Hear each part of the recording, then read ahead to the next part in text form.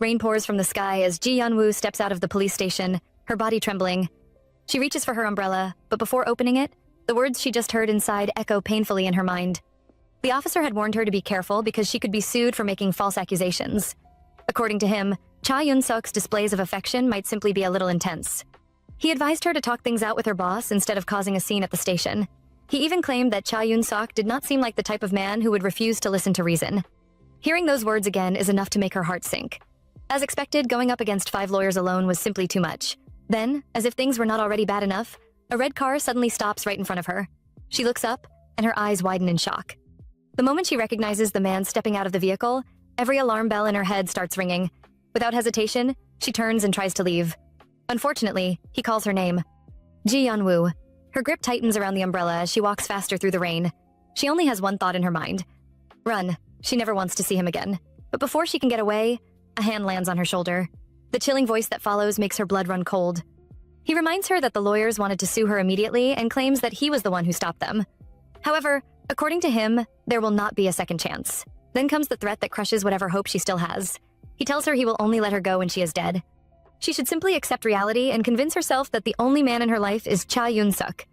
And just like that, after delivering those terrifying words, he casually informs her that yesterday and today will be treated as paid leave, orders her to return to work tomorrow, and calmly walks back to his car.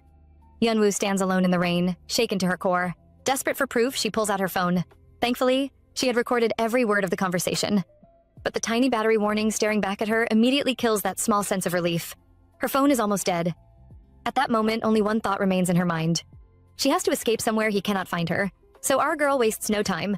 She packs only the essentials from her home and books the earliest morning bus she can find. Soon, she is sitting in her seat as the announcement comes that the bus is about to depart. For a brief moment, it almost feels like she might finally get away. Then her phone vibrates. One last notification appears on the screen. Her heart drops the instant she sees the sender's name, Vice President Cha Yun-suk. The message is short, but it feels like a chain wrapping around her neck. Finding you is nothing to me, so come to work quietly. Wow. Even from a distance, this man still finds a way to remind her that he is watching. Staring at those words, Yeon-woo finally switches off her phone. The giant city around her suddenly feels useless. No matter how bright, crowded, or massive it is, she knows she can never truly escape him.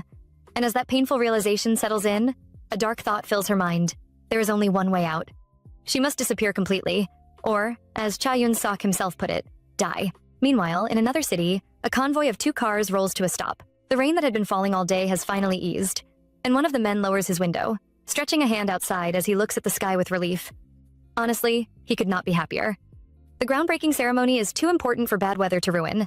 This man is Nam Tae-jin, the president of Seolyang Construction. Turning toward the car behind him, he asks if Seong-hyun agrees. Inside that vehicle, Nam Seong-hyun is busy reading through documents, but he calmly replies that it is indeed a relief. And there is a good reason for their excitement. Hot spring water was recently discovered in Moksan-gun, and the moment the news broke, Seolyang Construction moved fast and bought the entire area. Their plan is huge. A resort complex with hot springs, an amusement park, and a golf resort. Seong-hyun personally led the project from beginning to end, and thanks to that success, Seolyang Construction climbed out of its long slump and surpassed Yongam Construction to become the #1 company in the industry. Later, Seong-hyun's car stops near a bus terminal, and this is where things take an unexpected turn. The driver gets out and spots a young woman standing close to the road. Irritated, he scolds her for standing there while a car is approaching, but that woman is none other than Ji Yeon-woo. Soaked from the rain and barely able to see through the fog, she had stepped forward because she thought a bus was arriving. Seeing her appearance, the driver pulls out his wallet and tells her there is a VIP in the car. He offers her cash and tells her to get cleaned up. Meanwhile, Seong-hyun remains seated inside, quietly observing her. Something feels strange. She does not look like a local, and he finds himself wondering whether she is arriving or leaving. However, Yeon-woo simply stands there in silence. The driver grows even more impatient and demands an answer. In a small voice, she tells him she is fine and asks him to leave. Unfortunately, that only makes him raise his voice further, accusing her of waiting for more money. The moment his voice rises, our girl begins to tremble. Just 6 months ago, she was not like this. Now, even hearing someone shout makes it difficult for her to breathe. Before the situation can get any worse, Seong-hyun finally steps out of the car and asks what is going on. At that exact moment, Yeon-woo turns toward him. Standing there in his black suit, he catches her attention immediately. And just like that, the paths of these 2 strangers finally cross.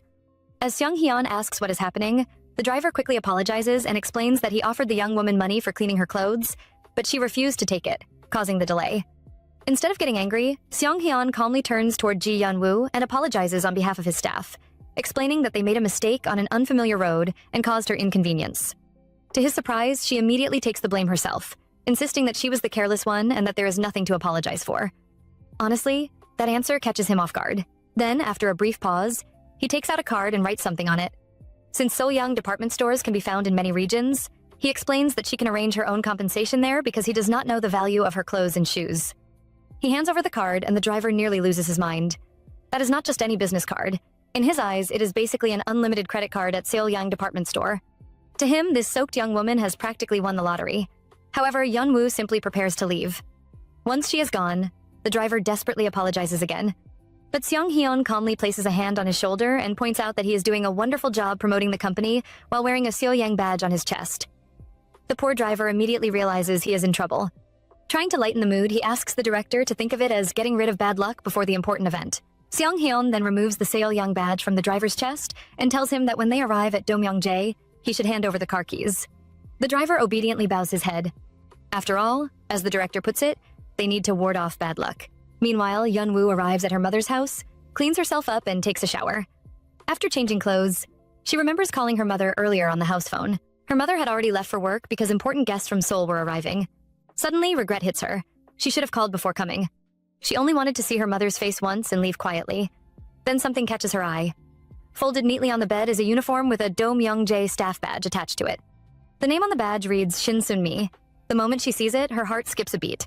Domyeongjae is an affiliate of Soyoung Construction. Almost immediately, she reaches into the trousers she wore earlier and pulls out the business card Seong-hyun gave her. The name written there makes her freeze. Now she remembers. Anyone born and raised in Moksangun has heard that name at least once. To her shock, the VIP her mother mentioned earlier is the very same man she met today. But instead of feeling relieved, she becomes even more worried. If her mother stays busy working and lives in the dormitory for a while, she may have to leave without seeing her at all. Then another frightening thought follows. Where can she go now? Cha Yoon-suk will eventually find this place too. As fear closes in around her, her mind drifts back to the beginning of everything. She remembers her first meeting with Cha Yoon-suk. She greeted him, and he simply told her that they should get along well.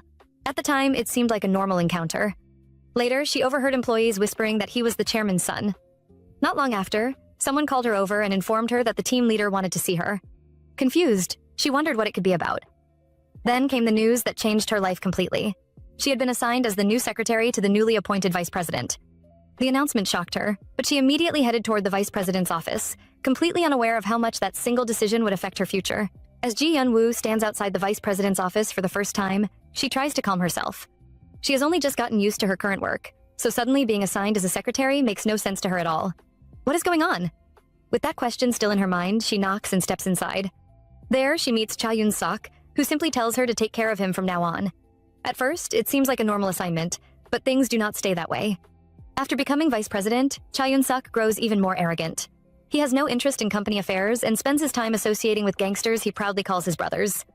Then, somewhere along the way, his attention turns toward Yeon-woo. What starts as discomfort slowly becomes a nightmare. Late at night, while she is trying to sleep at home, her phone rings.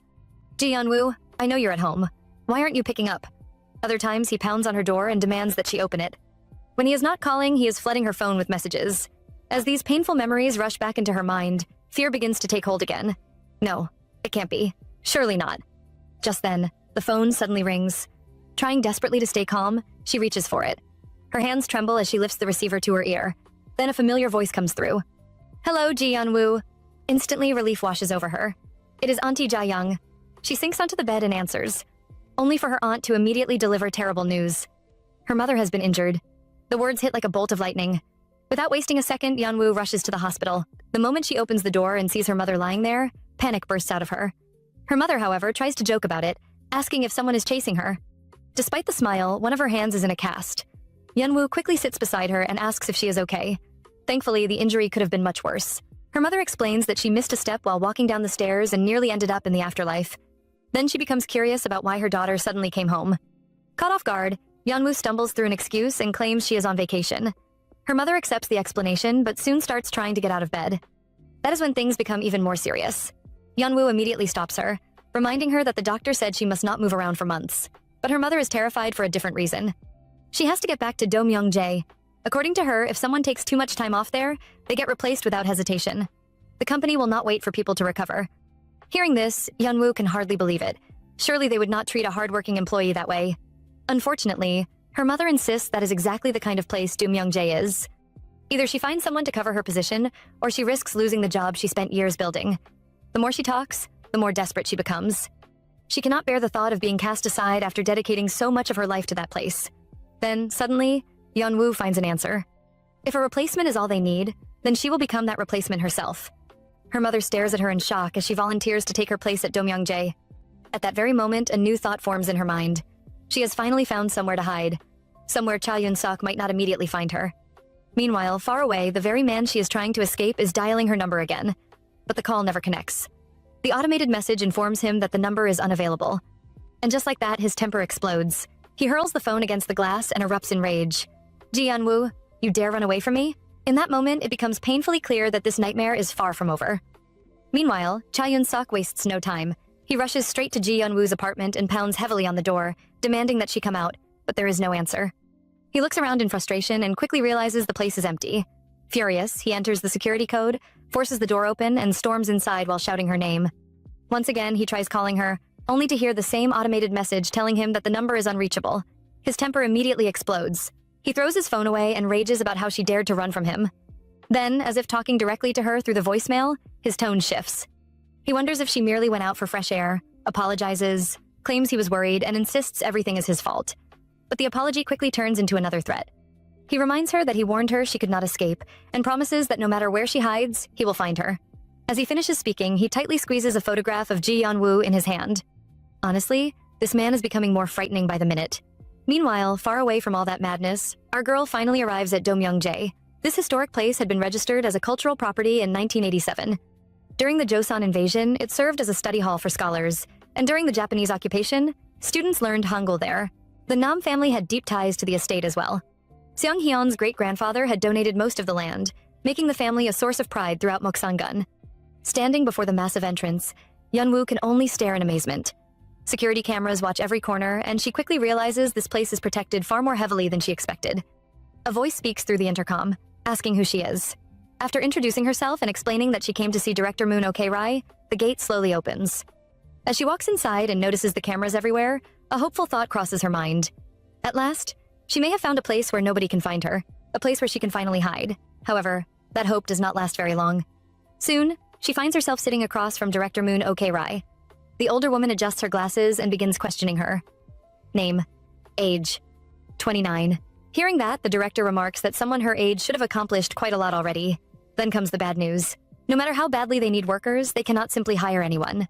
The recruitment notice had been posted long ago, and the interview schedule was already arranged. Yeonwoo immediately stands and tries to stop her, but the director rises as well and makes it clear that the decision has already been made. She advises Yeonwoo to let her mother focus on recovering. Panic instantly sets in. What about her mother? Unfortunately, the answer is cold and direct. Do Myung-jae always follows its rules. Whenever there is an empty position, it gets filled. Her mother knows that better than anyone. At that moment, Yeonwoo's heart sinks. Desperate, she grabs the director's hand, pleading for another chance. But Moon Ok-rai quickly pulls away and firmly reminds her that this place runs on principles, not emotions. Throwing a tantrum will not change anything. Then she glances at Yeonwoo's thin wrist and questions what kind of work someone so frail could even do. With that, she orders her to stop the theatrics and leave. And just like that, the door that seemed to offer safety, hope, and a new beginning starts closing right in front of her eyes. Standing there in complete dismay, Ji Yeonwoo can only wonder what she is supposed to do next. Coincidentally, on that very same day, Seolyang Construction holds the groundbreaking ceremony for its massive new project, the Seolyang Resort. The event is called Dream of Seolyang Reborn, and the atmosphere is filled with excitement. Standing before the crowd, the moderator announces the start of the ribbon-cutting ceremony and asks everyone to wish for the successful completion of the resort with a big round of applause. Cameras flash from every direction as Nam Seong-hyun steps forward for the ceremony. Later, after the event, he walks alongside Yoon Young, the CEO of Seolyang Group. She praises him for preparing everything so well, but he humbly insists that she did far more than he did. Yoon Young immediately dismisses that idea, joking that she knows her younger brother's personality too well and that he probably accepted whatever his niece put in front of him. Hearing that, Seong-haeon covers one ear and jokingly wonders who is talking badly about him. His aunt laughs and tells him he worked hard. Soon, the two stop beneath a magnolia tree. The mood suddenly becomes much quieter. Looking at the blossoms, Yoon Young gently reminds him that his mother loved magnolias. In fact, all the magnolia trees around the area had been planted by his father because of that love. She reflects on how devoted he was to his wife and remarks that even the heavens can be cruel. Hearing those words brings back painful memories. Seong-hyun remembers standing at his parents' funeral as a child, crying while asking his aunt why his mother and father were so far away. Realizing what she has done, Yoon-young quickly apologizes for bringing up such a sad topic during an important occasion. However, Seong-hyun calmly tells her not to worry because hearing it no longer affects him. Just then, Director Moon Ok-rai arrives with news. Earlier that morning, an employee had slipped and been injured, meaning a replacement worker would be needed. Yoon-young points out that hiring matters are usually Director Moon's responsibility, but Moon explains that when the chairman is present, Do-myung-jae's rules require his permission first. As the discussion continues, Seong-hyun begins to walk away. Then a familiar name catches his attention. The injured employee is Shin Soon-mi. Looking nearby, he notices someone standing in the distance and asks who she is. Director Moon explains that she is Sun-mi's daughter and has come with a doctor's note. Meanwhile, Ji-yeon-woo is completely lost in thought. After being rejected earlier, she keeps wondering whether there was ever any chance she would be accepted in the first place. Before she can sink deeper into those worries, a calm voice interrupts her. If she continues in that direction, she will end up even farther from the exit. Startled, she turns around and finds herself face-to-face with Seong-hyun. He politely offers to help if she is lost. Caught off guard, she reacts too quickly and suddenly stumbles. For a split second, it looks like she is about to fall. Thankfully, before she hits the ground, Seong-hyun reaches out, catches her hand, and steadies her. Then, as he looks at her properly, recognition appears on his face. This is not the first time they have crossed paths. Realizing it at the same moment, he quietly remarks that they have met before. And just like that, what seemed like a simple accident begins to feel like the start of something much bigger. As Seong-hyun catches Ji-yeon-woo before she can fall, the two find themselves staring at each other for a brief moment. Then he gently lets go and asks what brought her to Do-myung-jae. After fixing her clothes, she explains that she came to see Manager Moon. Naturally, his next question is whether she has finished her business there. The answer comes with a gloomy expression. Apparently, things did not go as planned. Hearing that, Seong-hyun quickly picks up on it. If she met Manager Moon but still looks troubled, then perhaps she was unable to fully say what she wanted to say. And honestly, he is not wrong.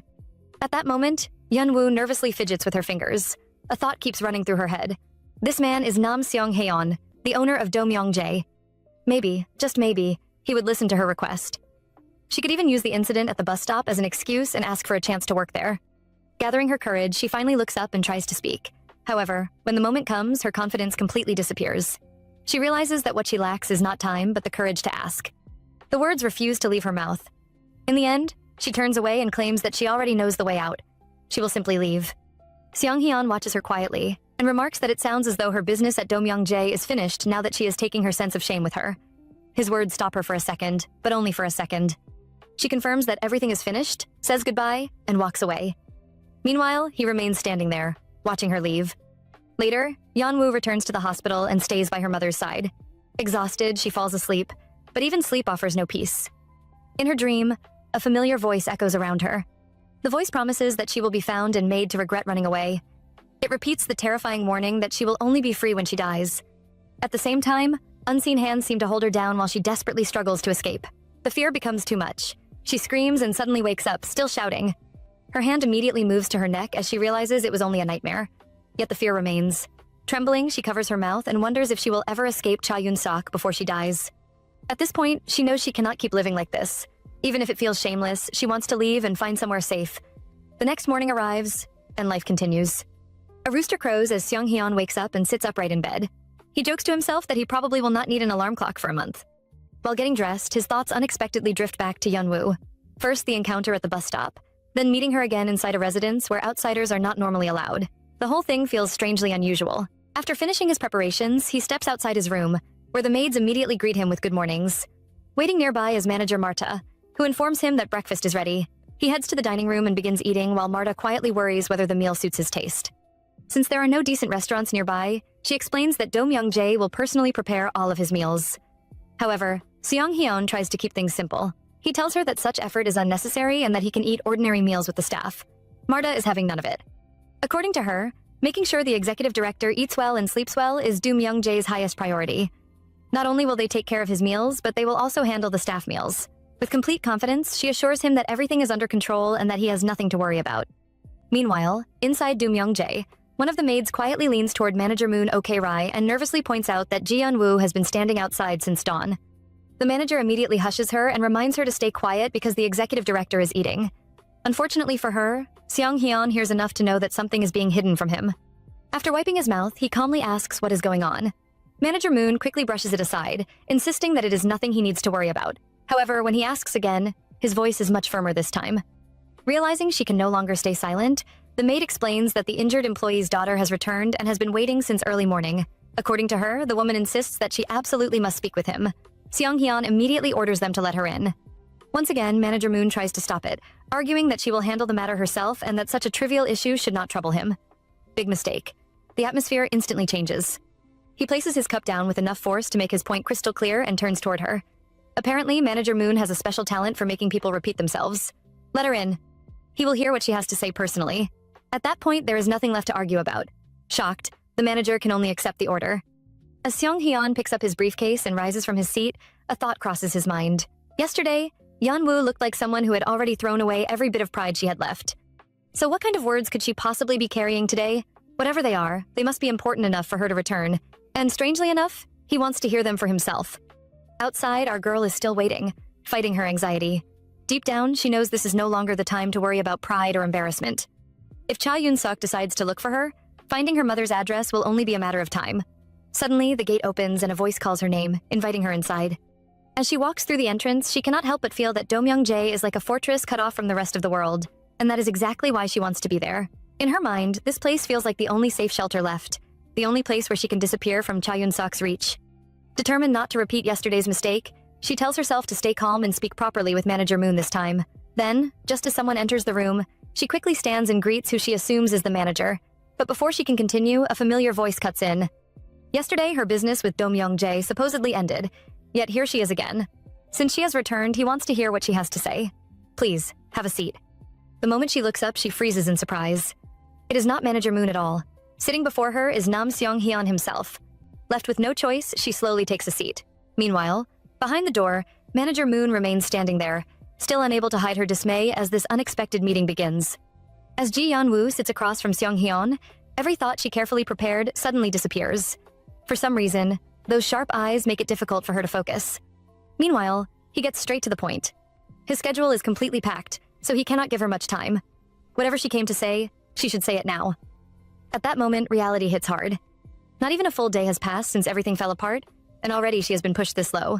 For a brief second, a painful thought flashes through her mind. Is this really how her life ends? But our girl quickly shakes it off. Pride is a luxury she can no longer afford. Sitting up straight, she finally gathers the courage she could not find yesterday. She explains that Shin Soon-mi, the employee injured on the job, is her mother. As her daughter, she wants to temporarily take her place. She even brought her documents to prove herself. She insists that she is much tougher than she looks and can handle any task given to her. As for payment, she does not want a single cent. Her only request is that her mother's name not be removed from Domyeong-jae's records. By the time she finishes, she is practically begging. Seong-hyun listens carefully, arms crossed, thinking over every word. Then, without dragging things out, he gives his answer. Very well. She can do it. Just like that. Yeon-woo is completely stunned. For a moment, she cannot even believe what she heard. Is he serious? Can she really work there? Seong-hyun stands and calmly reminds her that getting the job was the very reason she came to see him in the first place. Overwhelmed with relief, she immediately bows and promises not to disappoint him. However, he leaves her with one warning. All those promises about doing whatever is asked of her had better be true, because he dislikes people who fail to keep their word. Even after he says it, Yeon-woo can barely process what is happening. Honestly, she cannot tell whether she is awake or trapped inside a dream. Later that day, reality comes crashing back when Manager Moon Ok-rai drops a massive manual onto the table. According to her, the book contains the foundation rules of Domyeong-jae, and every page must be memorized. This estate runs on its own laws, and nobody should expect the work to be easy. Her uniform will be provided soon, and her identification badge will be completed in 2 days. Yeon-woo obediently accepts every instruction. Unfortunately, the lecture is only beginning. Manager Moon makes it clear that anyone planning to go home at night is unfit for the position. Anyone wanting days off or personal leave should walk out immediately. Surprisingly, Yeon-woo simply smiles and promises not to complain. Hearing that, Moon silently studies her. For someone so small and fragile-looking, she certainly talks confidently. Then comes the biggest rule of all. Once she enters Domyeong-jae, she cannot leave until permission is granted. There will be no contact with the outside world. In Manager Moon's experience, this is usually the point where people panic and run away. Countless young workers have done exactly that. Yet Yeon-woo calmly replies that it is fine. In fact, the arrangement suits her perfectly. That answer completely catches the manager off guard. She even reminds her that this means no friends and no boyfriend. The response is heartbreaking in its simplicity. She has no friends to miss, and she has no boyfriend. Hearing that, Moon cannot help wondering what kind of lonely life this young woman has been living. After a long sigh, she finally decides to give her a chance and see what she is made of. Grateful beyond words, Yeonwoo thanks her. Before leaving, Moon instructs her to contact her mother one last time and explain that she will be unreachable for a long time. As she walks away, the veteran manager remains unconvinced. She has spent 59 years at Domyeongjae. She arrived there herself as an 18-year-old orphan through a family recommendation. Back then, the older maids looked at her tiny frame and wondered what work she could possibly do. Remembering that past, she quietly watches Yeonwoo and wonders just how long that cheerful smile will survive once the real challenges begin. To understand Moon Ok-rai, you have to understand the life she lived. With 8 younger siblings depending on her, she became the pillar holding her family together. Domyeongjae was not some peaceful workplace. It was a battlefield filled with endless visitors and endless work. Her youth disappeared beneath mountains of laundry and countless chores. Day after day, she worked, slept, and lived only for the estate, sending every bit of her earnings back home so her family could survive. Years turned into decades, and before she knew it, her entire life belonged to Domyeongjae. Now, in her 70s, after becoming its chief manager and longest-serving resident, the estate is all she has left. As she walks away after meeting Ji Yeonwoo, she cannot help but scoff at the young woman's cheerful attitude. In her eyes, Domyeongjae is not the kind of place that rewards bright smiles and optimism. Because of that, she quietly decides to test her. She wants to see just how long that smile can survive when faced with the bitter reality of the mother of Domyeongjae. Meanwhile, over at the Soyoung Resort Development Center, Seong-hyun is also deep in thought. Even while handling work, his mind briefly drifts back to the desperate request Yeonwoo made. Around him, the harsh reality of business continues as usual. A dismissed worker desperately begs for another chance, but Seong-hyun pays no attention. In the ruthless world of bidding wars and corporate battles, he has already watched countless people lose everything. Yet somehow, despite all of that, he listened to one desperate woman. Perhaps it is because he spent his entire life surrounded by workers covered in dust, sweat, and hardship. A woman as fragile-looking as Ji Yeonwoo felt completely out of place in that world. Still, he brushes the thought aside and convinces himself it was nothing more than a passing curiosity. Soon after, a staff member enters his office with news that CEO Cha Gil-uk of Namsul Industries is requesting a preliminary meeting. Seong-hyun immediately instructs him to find an opening 1 week later. As the employee prepares to leave, another issue catches his attention. He politely points out that the man's scent should be used more carefully in the future. The employee instantly realizes his mistake. The handbook clearly mentioned the executive director's sensitivity to scents, but it had slipped his mind. After apologizing, he leaves to carry out the order. Seong-hyun then requests the team leaders for the Namsul Industries project and prepares for a briefing. Deep down, he reflects on how much he hates unexpected perfume. It overwhelms his senses before he can prepare himself, leaving him unable to escape or reject it. With that thought lingering in his mind, he sits down with the team leaders, lifts a document, and begins the meeting. Meanwhile, Ji Yeonwoo is riding in a taxi toward the clinic. The driver informs her that the medical facility is about 20 minutes away. For her, this trip is important. First, she needs a health clearance. Then she plans to deactivate her phone completely. During the ride, the driver notices where she came from and remarks that Domyeongjae is not a place ordinary people get into. When she explains that she has been hired and that today is her first day, he congratulates her and encourages her to work hard and hold on to the opportunity. She thanks him sincerely before lowering the window and staring outside. At that moment, reality finally settles in. She is truly entering Domyeongjae. There is no turning back now. Once she crosses that gate, she will not see the outside world again for many months. However, as our girl looks ahead toward what she hopes will be safety, danger is already moving behind her. A black car speeds past the taxi and arrives at her mother's residence. 2 stern-looking men step out and immediately make a call. Their message is short and chilling. They have reached their destination. They are standing outside Ji Yeonwoo's home. Just like that, the hunt for her is getting closer. Meanwhile, Ji Yeonwoo is finally shown to her room by Jae-young, the same woman who called her when her mother got injured. Grateful, Yeonwoo thanks her for making that call. Thankfully, Jae-young brushes it off and points out that it was lucky she happened to be home that day. She then opens the door and shows her the room, explaining that it is quite different from the main building. Since it is an old structure, she advises her to open the windows every morning and let fresh air in. Yeonwoo agrees, and before leaving, Jae-young offers some friendly advice. Director Moon is strict and often speaks harshly, so it is better not to take her words to heart. In fact, there will be many people who may speak badly about her. For now, she should simply think of herself as a new palace maid starting her first day. Trying to lighten the mood, Yeonwoo jokes that being treated like a court lady sounds much better than being a lowly servant. Jae-young immediately laughs and tells her that servants actually have it better than she does.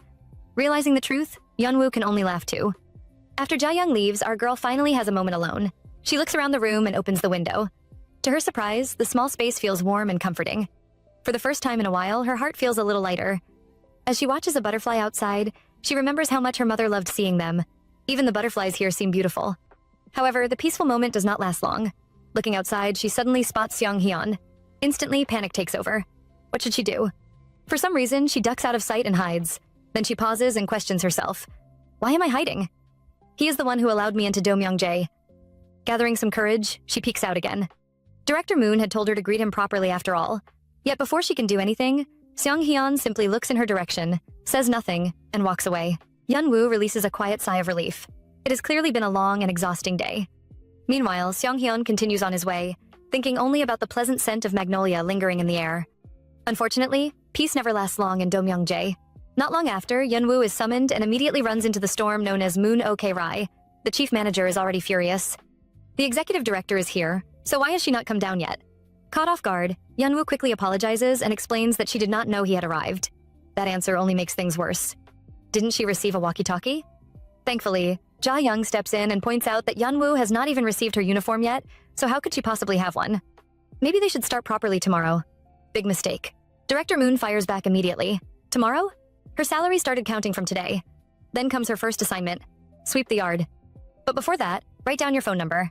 The moment Yeon-woo calmly replies that she does not have a phone, the chief manager nearly explodes. What do you mean you don't have a phone? A woman in her 20s without a phone? Yeon-woo explains that she thought she would not need one, so she got rid of it. Now that answer sounds suspicious even to us. Director Moon grabs her shoulder and narrows her eyes. Wait a minute. Is she hiding from the government? Is that why she came all the way here? Startled, Yeon-woo immediately denies it. Thankfully, another maid calls the manager away before the questioning goes any further. Before leaving, Moon Ok-rai orders her to go to the office and collect a walkie-talkie from Section Chief Hwang. Yeon-woo obediently agrees and heads off. However, as the chief manager walks away, she cannot stop thinking about the strange young woman she just met. This girl is unlike anyone she has seen before.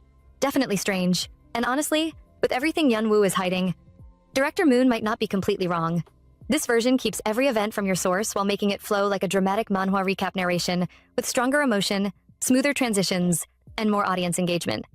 Before long, Ji Yeon-woo receives her walkie-talkie and heads to Seong-hyun's room. Standing outside the door, she reminds herself that she only came to air out the room, yet for some reason she feels strangely nervous. After knocking, she steps inside and is immediately surprised. The room is completely modern, nothing like what she expected from a place passed down through generations of the family's eldest sons. Still, she quickly focuses on why she came. Then Seong-hyun looks at her and casually asks if she has used the business card yet. When she admits she has not, he tells her it would be good to put it to use soon. Wanting to repay his kindness, she thanks him again for giving her the job and carefully pulls the card from her pocket. It is slightly crumpled and she apologizes before trying to return it, explaining that it is not something she should keep. Surprisingly, Seong-hyun reaches for his wallet instead and suggests that it does not necessarily have to be the department store card. He even starts to pull out a credit card. Our girl immediately panics and refuses, insisting the clothes were not expensive and that she would not have minded throwing them away anyway. But he remains stubborn, arguing that she should buy clothes she would actually care about ruining and preferably several sets. She keeps refusing, yet he calmly admits that he can only feel at ease after properly compensating her. Realizing this conversation might never end if she keeps arguing, she quickly changes tactics and asks to take back her own business card instead. In her heart, she feels that if she refuses one more time, she may never escape this room. After bowing politely and announcing her departure, she turns to leave. Seong-hyun watches her and remarks that he will take that response as a sign she is hoping for a larger reward. Walking away with her business card in hand, she cannot help thinking about the strange exchange. The next day, Yeon-woo finally receives her uniform. The moment she puts it on, Ja-young and Do and-ja stare at her. Ja-young is completely impressed, joking that she could walk straight into a Miss Korea competition looking like that. According to her, it is the exact same uniform everyone wears, yet somehow it looks completely different on Yeon-woo. Unfortunately, Eun-ja is far less impressed. Folding her arms, she eyes her suspiciously and asks if she deliberately tightened her waist. Then she remembers how Shin Sun-mi always bragged about her beautiful daughter and reluctantly admits it was not a complete lie. Still, she immediately becomes hostile, asking who exactly Yeon-woo is trying to look pretty for. She even accuses her of wearing makeup and putting something on her lips. Before Yeon-woo can properly defend herself, Eun-ja calls her a liar and orders her to do nothing more than wash her face before coming out from now on. Yeon-woo simply accepts it and asks what work she should do next.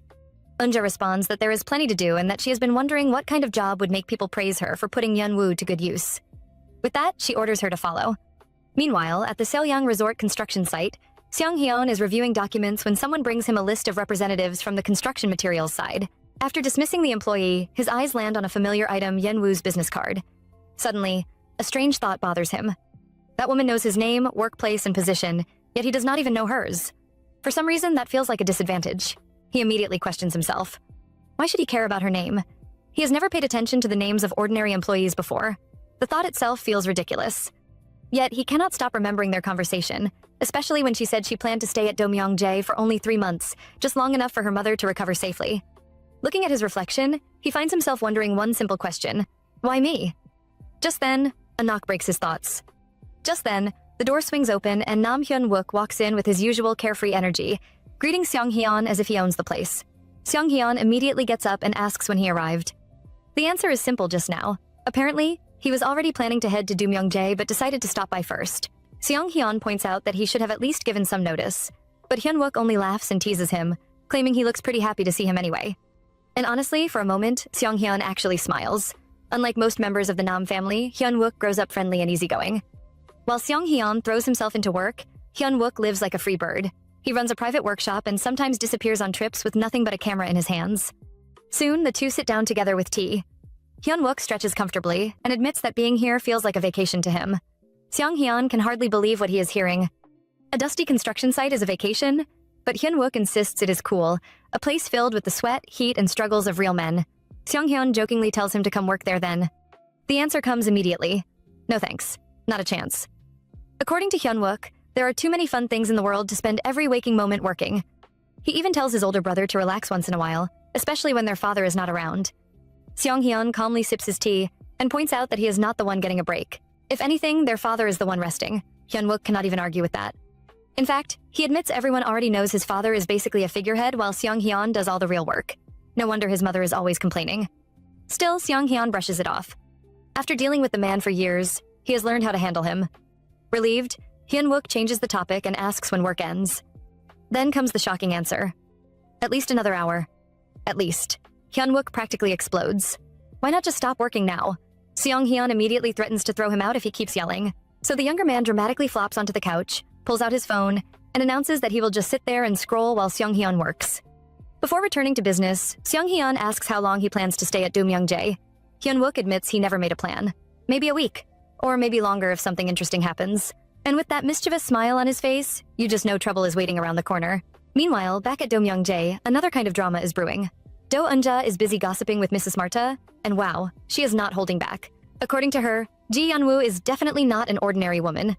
She insists the newcomer looks like a complete vixen, and claims men probably cannot keep their eyes or hands off her even when she is standing still. Marta immediately shuts that nonsense down, calling it crude talk about an unmarried young lady. But Eunja refuses to back down, proudly declaring herself an excellent judge of character. Unfortunately for her, Marta fires back with a brutal question. Is that amazing judgment the same reason she spent her life supporting a gambling husband? Ouch. That one lands hard. Eunja can only stammer while complaining that those words are hurtful. Marta is not finished though. If she is jealous because the girl is pretty, she should just admit it. Naturally, Eunja starts talking about her glory days, claiming men used to line up just to catch a glimpse of her skirt when she was young. Marta destroys that argument too, reminding her that she knew her back then and that she actually looks better now than she did in her youth. At this point, Eunja is absolutely fuming. Yet before she can continue the fight, Marta asks what the newcomer is doing. That's when Eunja casually reveals that she has already sent Ji Yeonwoo off on errands and warns Marta not to go looking for her. Marta immediately sees through the scheme and points out that Eunja seems determined to eat the poor girl alive. And Eunja does not even deny it. In fact, she confidently predicts that the new recruit will not survive 3 days before breaking down. Little does she know, our girl has already survived far worse than workplace gossip. The real question now is whether Domyeongjae is ready for Ji Yeonwoo, not the other way around. Meanwhile, poor Ji Yeonwoo is trapped in another building, surrounded by what feels like an endless mountain of dirty dishes. As she works, she cannot help wondering how many are still left. Earlier, Do Eunja had dragged her there and handed over the task. When Yeonwoo politely asked when everything needed to be organized, the older woman gave a cold answer. The one doing the work should know. Why would the one giving the orders know? Not exactly helpful. When Yeonwoo first opened the building, she was hit by so much dust that she started coughing immediately. And while she struggled inside, Eunja walked away completely satisfied, convinced that the newcomer would be finished within 3 days. Unfortunately for her, our girl is a lot tougher than she looks. Even after a very long time, she is still there washing dishes. Her hands keep moving, but reality starts setting in. At this rate, it might take an entire week to finish everything. Then her stomach growls. She is starving. Just then, Moon Ok-rai arrives and is completely stunned by what she sees. Yeon-woo explains that she has been doing the dishes, and the chief manager quickly realizes she has spent the entire day there. When the young woman starts taking off her gloves and asks if there is anything else she should do, Moon Ok-rai almost cannot believe it. What about food? She was not even at mealtime. Isn't the walkie-talkie supposed to be used to call in when it's time to eat? If she is not planning to die there, she needs to stop for the day and rest. Yet even after hearing that, Yeon-woo immediately asks what her next task is. At that point, Moon Ok-rai is genuinely surprised. What? She still has night watch duty later and wants to keep working? The chief manager finally orders her to head to the area under the director's building, sweep it, and air the place out. As Yeon-woo obediently accepts the task and leaves, Moon Ok-rai can only watch her go and admit something to herself.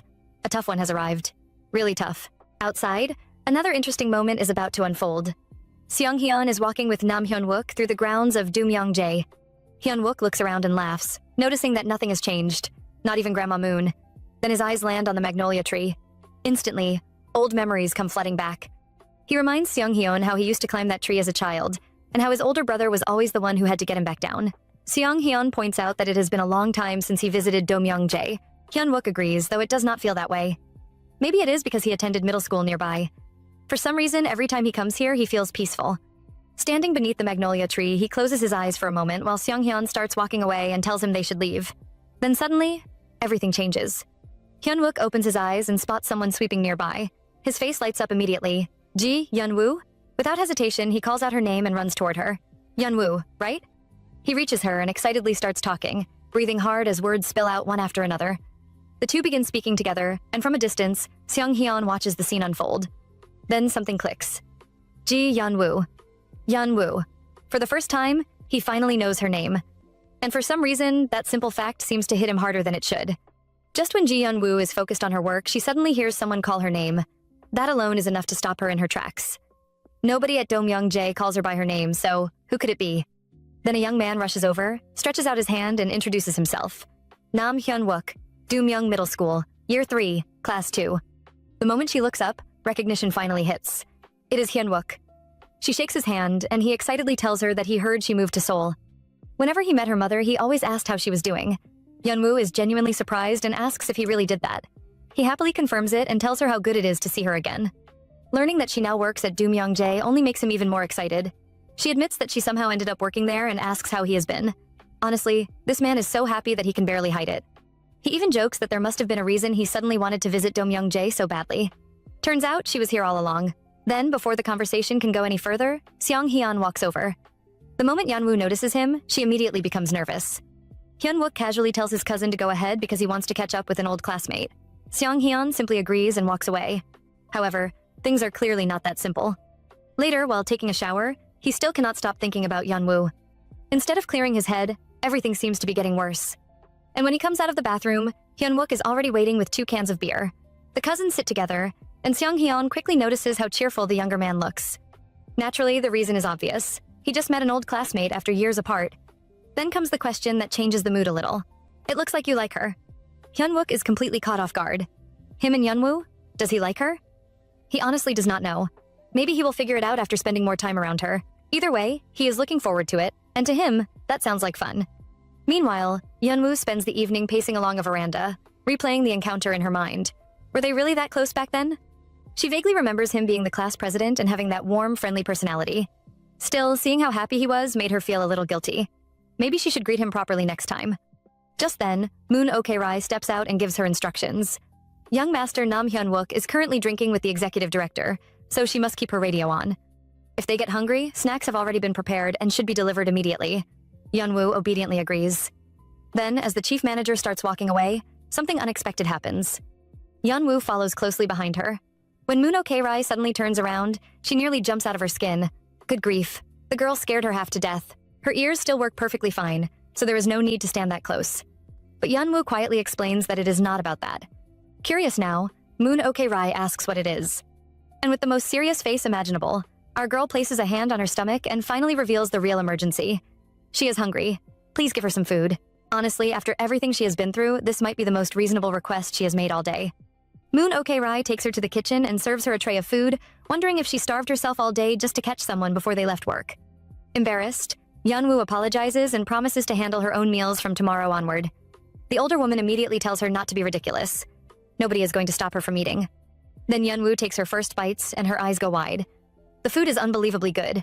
When she blurts that out, Moon Ok-rai acts offended and proudly explains that this is Do Myung-jae. The soup is not carelessly made. It uses anchovies and dipori from Namhae. Yet as she listens to Yeonwoo devour every bite with complete focus, her expression slowly changes. The girl is eating as if she has not seen proper food in ages. And watching her quietly finish meal after meal, Moon Ok-rai cannot help wondering one thing. Just how long has this child been starving? For the first time that day, Moon Ok-rai actually sits down and shares a moment with Ji Yeonwoo while she eats. Yeonwoo feels a little guilty and points out that the manager cannot even leave work because of her. She can eat by herself. But Moon Ok-rai brushes that aside. Leaving is not the problem. What catches her attention is something else entirely. She heard that Yeonwoo had been living in Seoul. The conversation quickly turns toward her old job. Yeonwoo explains that she worked at a small construction company, but when the manager asks why she is back here, she quietly admits that she quit. That answer immediately raises another question. Why? And just like that, Yeonwoo freezes. How can she explain it? How can she tell anyone about the ugly rumors that followed her? The whispers, the judgment, the people who spoke behind her back as if they knew everything. They claim she must have made a move on the vice president first. They insisted no man would act that way without a reason. They said she must have given him signals, that she thought her looks would help her get what she wanted. And when things did not go her way, she started causing trouble. Every cruel word still lingers in her mind. Before she can sink any deeper into those memories, Moon Ok-rai snaps her back to reality with a blunt question. Is she chewing her cod or actually eating her food? Yeonwoo quickly realizes there is no point explaining any of it. The manager would not understand, and if her mother ever found out the truth, things would become even worse. So she simply says that she did not enjoy the job. It just was not for her. Naturally, Moon Ok-rai is not impressed. Who actually finds a job that perfectly suits them? By that logic, she will probably quit. Do Myung-jae soon too. Is this job really any different? Surprisingly, Yeonwoo smiles. Yes, it is. Much more than she expected. She admits that maybe she was simply tired of life in Seoul. She was always alone there, but here, she likes it. Hearing those words leaves Moon Ok-rai genuinely puzzled. She likes it? And honestly, those words mean more than anyone around her realizes. Ji Yeonwoo did not come to Do Myung-jae because she was chasing success. She came because she wanted to survive. She wanted to live. She wanted a chance to return to an ordinary life. If nobody else is willing to protect her, then she will protect herself. No matter what happens, she refuses to back down before the fight even begins. With that determination in her heart, she continues eating and happily declares that the food is so good she does not think she can ever go back to Seoul. Then, without warning, she suddenly stands up. Moon Ok-rai immediately asks what she is doing. The answer is simple. She has finished eating, so now she is going to wash the dishes. And off she goes, leaving the older woman staring after her. Meanwhile, far away from the peaceful walls of Do Myung-jae, the danger Yeonwoo is trying to escape is still searching for her. Cha Yoon-suk once again tries calling her phone, only to hear a different message this time. The number no longer exists. The moment he realizes she has deleted it, frustration boils over. Sitting there with a cigarette, he can only wonder where she has gone. It is driving him crazy. Then suddenly, his phone rings. On the other end is Hong-suk. The instant he hears the voice, Yoon-suk does not waste a second. There is only one thing he wants to know. Has he found her? Unfortunately, the answer is no. His men have searched everywhere and still have nothing. That response immediately sets him off. He curses at the man and demands to know why he was even sent there if he cannot produce results. Frustrated, he asks where they are now. The man explains that they are still outside Yeonwoo's hometown house. In his mind, it is only a matter of time. Sooner or later, some relative will show up. And if they can get a few words to her mother, then surely the mother will contact her daughter. As he speaks, he casually picks up a letter from the mailbox and opens the gate, assuring his boss not to worry. After all, has he ever failed him before? Yoon-suk finally tells him to keep watching until something turns up. And just like that, the danger lurking outside continues to creep closer, while Yeonwoo remains completely unaware. The next morning arrives, and thankfully our girl gets some proper rest. Stretching as she wakes up, she feels refreshed for the first time in a while. She remembers Moon Ok-rai covering the night shift and ordering her to get some sleep, but no matter what, she must be awake before the executive director arrives. Now that it is only her second night shift, things already feel a little easier than they did on the first day. Then suddenly she hears someone call her name. Turning around, she finds Nam Hyun-wook standing there. He is surprised to see her heading to work so early and jokes that the staff at Do Myung-jae are incredibly intense. Yeonwoo politely greets him as young master, but he immediately protests. Why is she calling him that all of a sudden? She simply explains that everyone else does, so she thought she should too. Hyun-wook begs her not to, and before long the two fall into an easy conversation. The funny part is that while Yeonwoo is starting her day, Hyun-wook is actually ending his. He cheerfully admits that his days and nights have been reversed for ages. Then he leans closer and whispers a secret. It means he is unemployed. According to him, she should not be too jealous because being a jobless bum is not nearly as fun as it sounds. When she asks what is so terrible about it, He dramatically complains that no woman would ever want an unemployed man. At this rate, romance might be impossible for him. Hearing that, Yeonwoo silently looks away. Honestly, a rich kid complaining about being jobless is a little hard to take seriously. The moment he sees her expression, he points right at her and accuses her of insulting him in her head. Rich people are the worst, right? The funniest part is that she does not even deny it. That only encourages him further. He claims she has become cold since school and insists that she used to say only nice things back then. Yeonwoo simply asks if she really did. Hyunwook laughs and admits he is only teasing. For the first time in a long while, she finds herself chatting about completely ordinary things, without fear, without tension, and without constantly looking over her shoulder. It feels strangely comforting. Hyunwook notices her smile and tells her how nice it is to see it again. In his eyes, she has not changed at all. However, there is someone else nearby watching this entire exchange. Seong-hyun passes by and sees the two of them talking together. As he looks their way, he lets out a sigh and mutters that it is hot. Yet somehow, it does not feel like the weather is what is bothering him. Later that morning, inside the dining hall, Moon Ok-rai and Ji Yeon-woo stand before Seong-hyun as he finishes his meal. The manager informs him that she is thinking of preparing boiled octopus for dinner since Nam Hyun-wook enjoys it. As expected, Seong-hyun leaves the decision entirely in her hands. He is fine with whatever is prepared. With that settled, Yeon-woo hands him his briefcase, and both women bow as the executive director heads out. However, before he gets very far, he notices someone following behind him. It is none other than Ji Yeon-woo. Curious, he stops and asks where she is going. She quickly explains that Moon Ok-rai sent her to collect the mail. Then comes an unexpected response.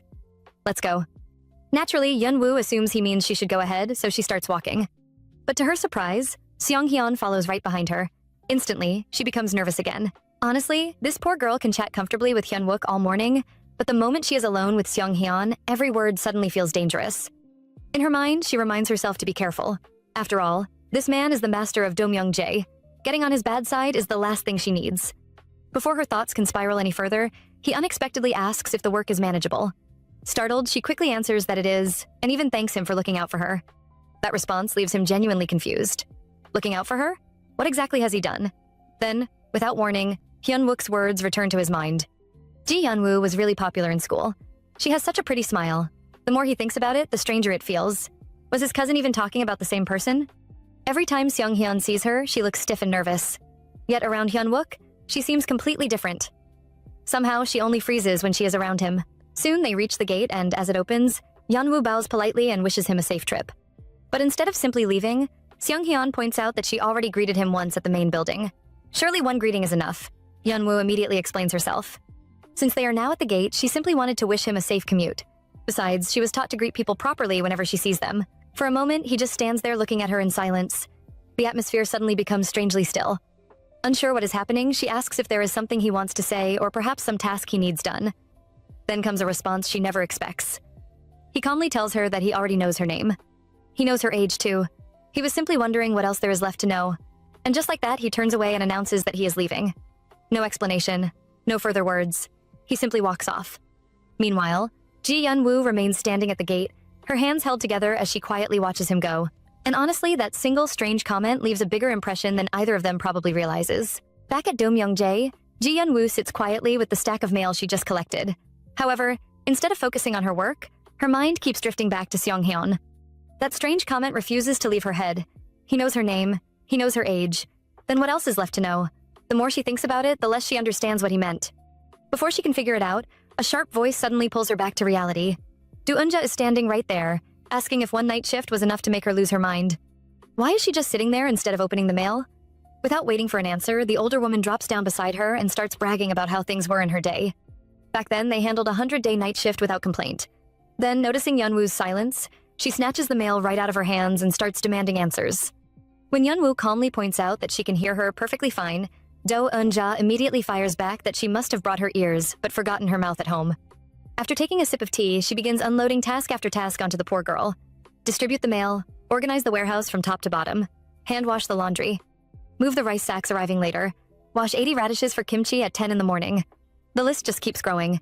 Throughout the entire lecture, Yeon-woo remains completely expressionless. No complaints, no reaction, nothing. Ironically, that only makes Do-eunja even angrier.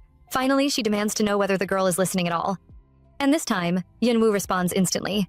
She repeats every single instruction back to her in perfect order.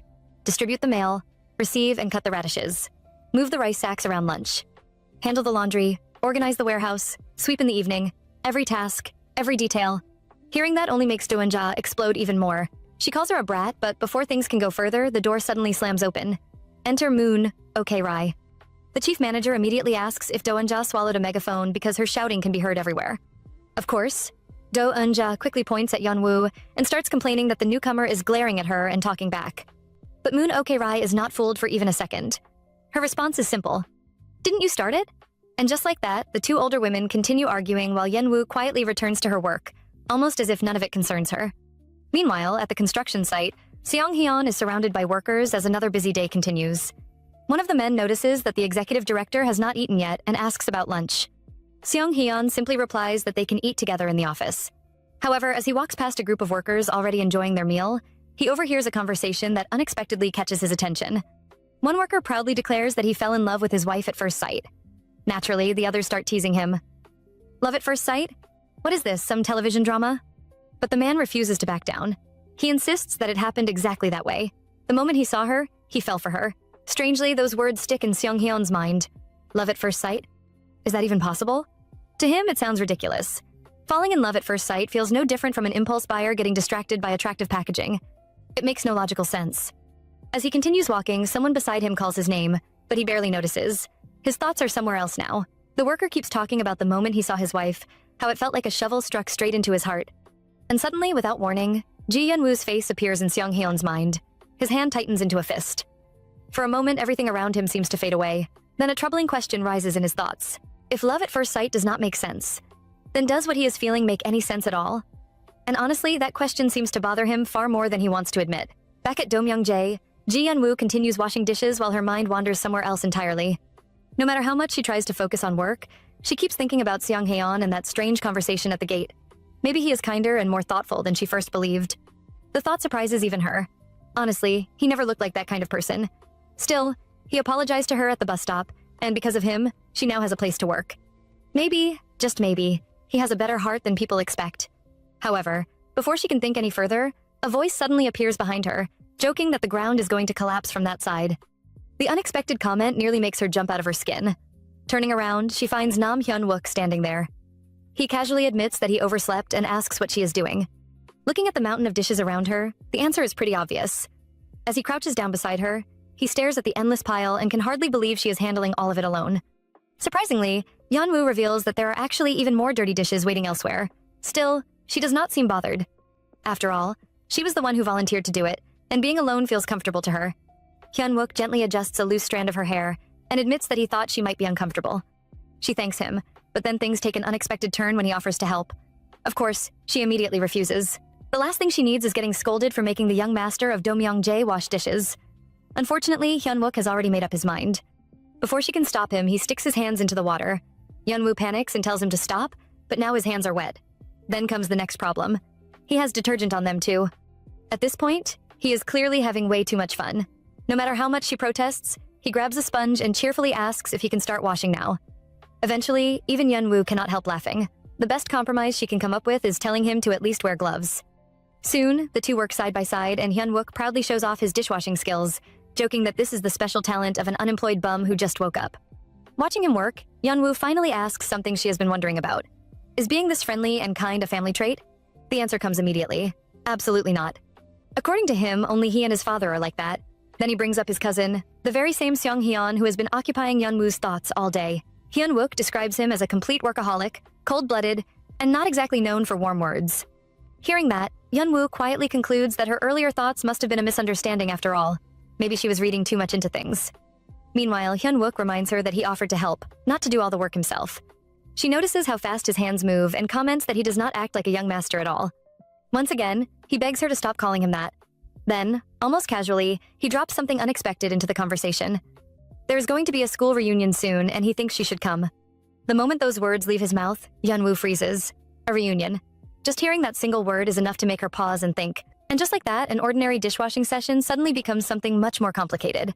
Meanwhile, over at Seoyang Construction, Executive Director Nam Seong-hyun receives a call from President Nam. The moment he answers, his father gets straight to the point, asking if he is busy and reminding him that the French representatives will be entering the country this weekend. He wants Seong-hyun to make time for them. Of course, it does not take long for everyone to realize this is not a friendly phone call at all. Then, as usual, President Nam starts rambling. Someone beside him reminds him that it is his turn, but he brushes it off and keeps talking. According to him, the representatives are young, so what use would an old man like him be? A younger person like Seong Haeon would be a much better fit. Unfortunately for him, Seong Haeon has no interest in chatting and calmly tells him he will confirm the details with the secretary. Before he can hang up, however, President Nam quickly stops him. Apparently, he recently fought with his sister and only just remembered that it is her wedding anniversary today. Then the conversation shifts to Nam Hyun-wook. His father already knows Hyun-wook ran off to Domyongjae after their argument and even jokes that he envies him for having somewhere to escape to. Finally, before ending the call, he asks Seong-hyun to keep the atmosphere over there pleasant and, most importantly, to smile more. Not long after, a staff member reminds Seong-hyun that his meeting is about to begin. He ends the call, rubs his head, and lets out a sigh. Smile more. Easier said than done. Later that evening, dinner is served at Domyongjae, and the table is practically overflowing with seafood. One look at it makes Seong-hyun ask if Grandma Moon has turned the place into an aquarium. There is seafood everywhere, and he wonders if she seriously expects him and Hyun-wook to finish all of it. Naturally, Grandma Moon fires right back, telling him to call all the ancestors who passed away there if he needs help eating it. Seong-hyun immediately tells her not to say things like that, but she simply points out that this is apparently his difficult way of saying he will enjoy the meal. The exchange continues with the usual teasing, and for a brief moment, the atmosphere feels surprisingly warm. Yet even while sitting there, his mind is somewhere else. He glances at the clock and realizes he never ran into Ji Yeon-woo on his way back from work. He has not even seen her sweeping. As he pours himself a drink, Hyun-wook quickly offers to do it for him, but Seong-hyun refuses, saying they should just drink comfortably. Then he stares into the glass and catches his own reflection. He tells himself he is not waiting for anyone, but strangely enough, it feels like time is chasing him. The memory of a worker's words suddenly comes back to him. I fell in love with my wife at first sight. Those words refuse to leave his head. Taking another look at his drink, he quietly wonders where all of this started. Just then, Hyun-wook brings up his upcoming school reunion and asks if he can host it at Domyongjae. Seong-hyun immediately agrees, reminding him that he has family and does not need permission for things like that. Hyun-wook laughs and admits that old habits die hard. Even now, he still feels like he needs approval for everything there. Then, on the other side of the room, Grandma Moon picks up her walkie-talkie and calls for the newbie. The second Seong-hyun hears that familiar voice answering that she is on her way to Yunseondong, his attention locks in instantly. He wipes his mouth, stands up, and announces that he is done eating. Hyun-wook looks surprised and asks if he is leaving already. Seong-hyun simply tells him to eat slowly and come later before walking away, while Hyun-wook agrees without a second thought. And just like that, the moment Ji Yeon-woo's voice comes through that radio, our cold executive director is already on the move. Meanwhile, Seong-hyun leaves the dining room, but Nam Hyun-wook cannot help giving his cousin a strange look. Honestly, something feels off. Bro must have had too much to drink. Just look at his face.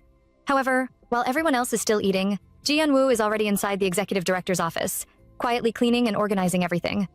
Because of the errand she ran earlier, she is later than usual and wants to finish before anyone returns.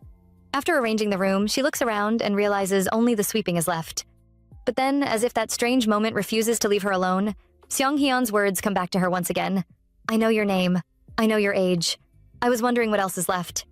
The more she thinks about it, the more uneasy she feels. At that point, she decides she should have given him an answer earlier. Surely this will be enough.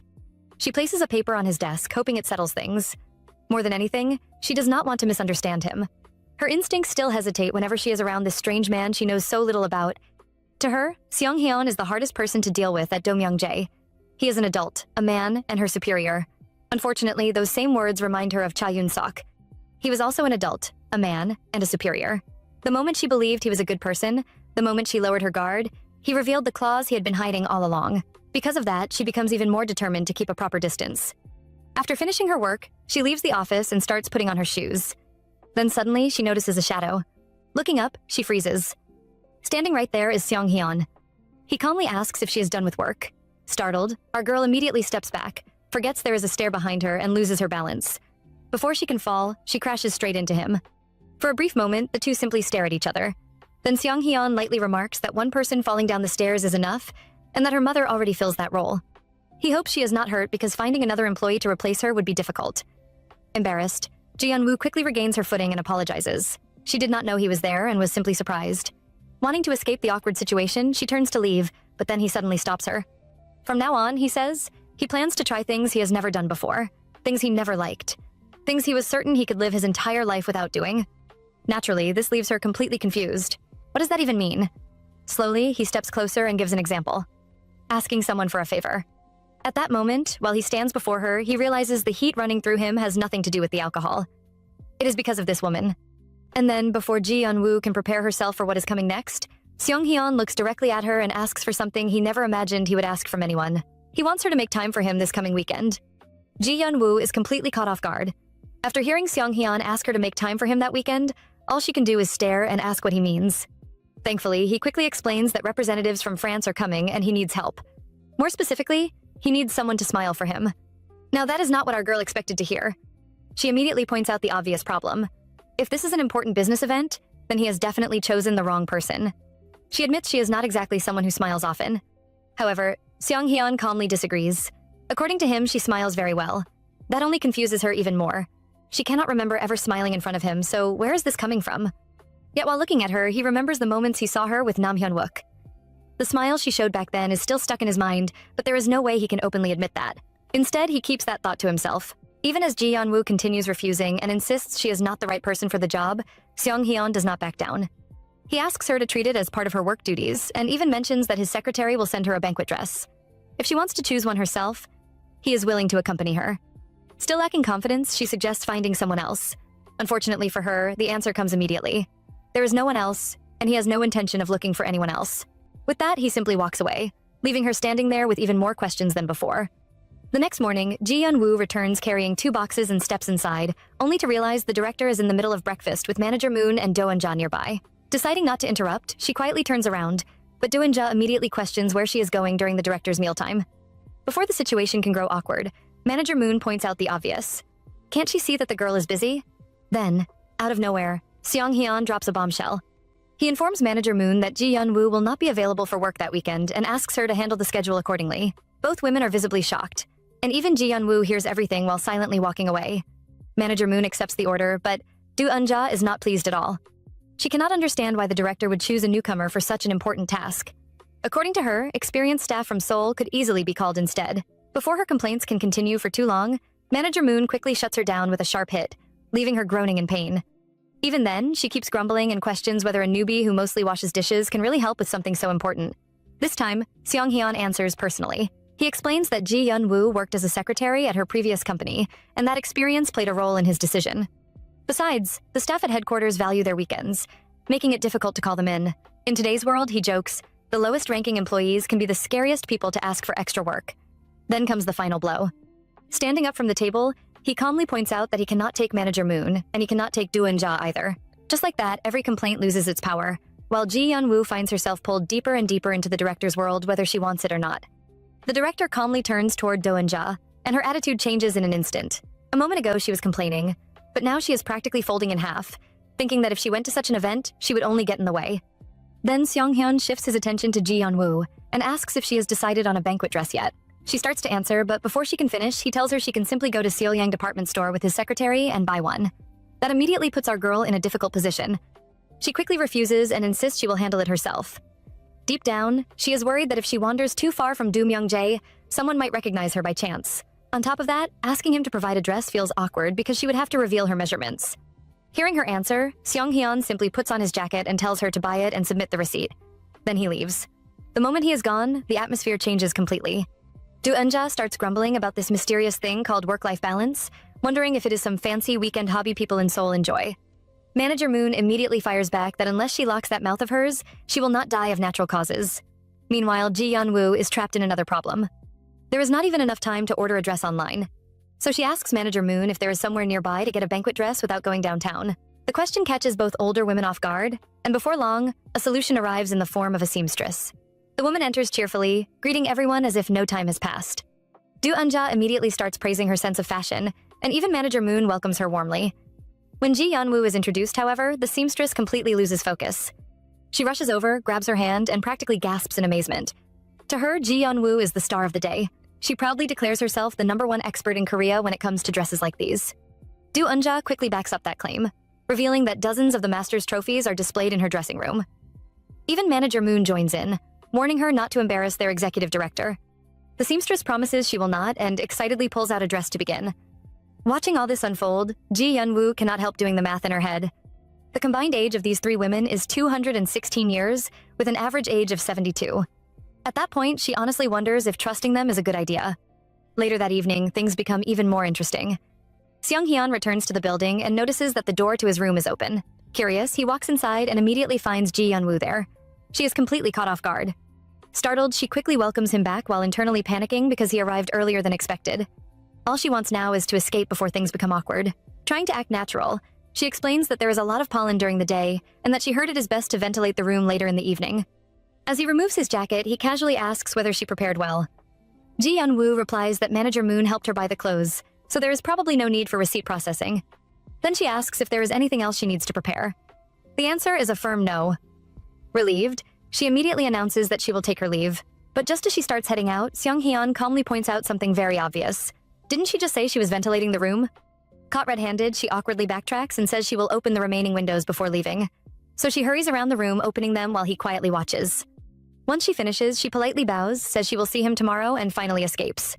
The room falls silent. Seung-hyun sits down alone, replaying everything in his head. And after all the effort he has made to act normal, after all the excuses and rational thoughts he keeps giving himself, he finally reaches one conclusion. He has gone completely crazy. The weekend finally arrives, and it is time for Executive Director Seung-hyun to meet the foreign representatives at the Harleton Hotel. Meanwhile, Ji Yeon-woo arrives with him for the event, but the moment she steps into that busy place, her nerves start acting up again. The secretary asks her to wait in the hallway while he checks them in, and she quietly agrees. However, standing there only makes things worse. People keep passing by from every direction, and suddenly all those fears she thought she had buried begin to crawl back into her mind. What if she runs into Cha Yun-sok? She thought she had been getting better these past few days, but now she just wants to turn around and go back to the safety of Do-myung-jae. Just then, someone touches her from behind. She nearly jumps out of her skin, only to turn around and find Seung-hyun standing there. He explains that he called her several times, but she did not hear him. Trying to brush it off, she claims nothing is wrong, but he can immediately tell something is off. Her face does not look good at all. She insists she is fine and blames it on a little motion sickness. Since there is still time before the representatives arrive, he tells her to go upstairs and rest. She agrees and leaves, but even after she is gone, he cannot stop thinking about her. Later, sitting alone, he hears that the guests will arrive in 2 hours. He closes his laptop, removes his glasses, and finds his thoughts drifting right back to her. She looked genuinely unwell. Is she really okay? Wanting to check, he reaches for the phone only to realize something surprising. They have never even exchanged numbers. So instead, he calls the hotel room. When Ji Yeon-woo answers, he asks if she is getting ready. She confirms she is, and he tells her they will meet in the lobby in 2 hours. The conversation seems finished, and he begins putting the phone down. Yet somehow, he still cannot tell if she is actually okay. Then, just before the call ends, her hesitant voice comes through the receiver. She admits that she tried on the banquet dress but cannot tell if it is really suitable. The reaction is immediate. Without wasting even a second, Seung-hyun jumps to his feet and announces that he is coming over right now.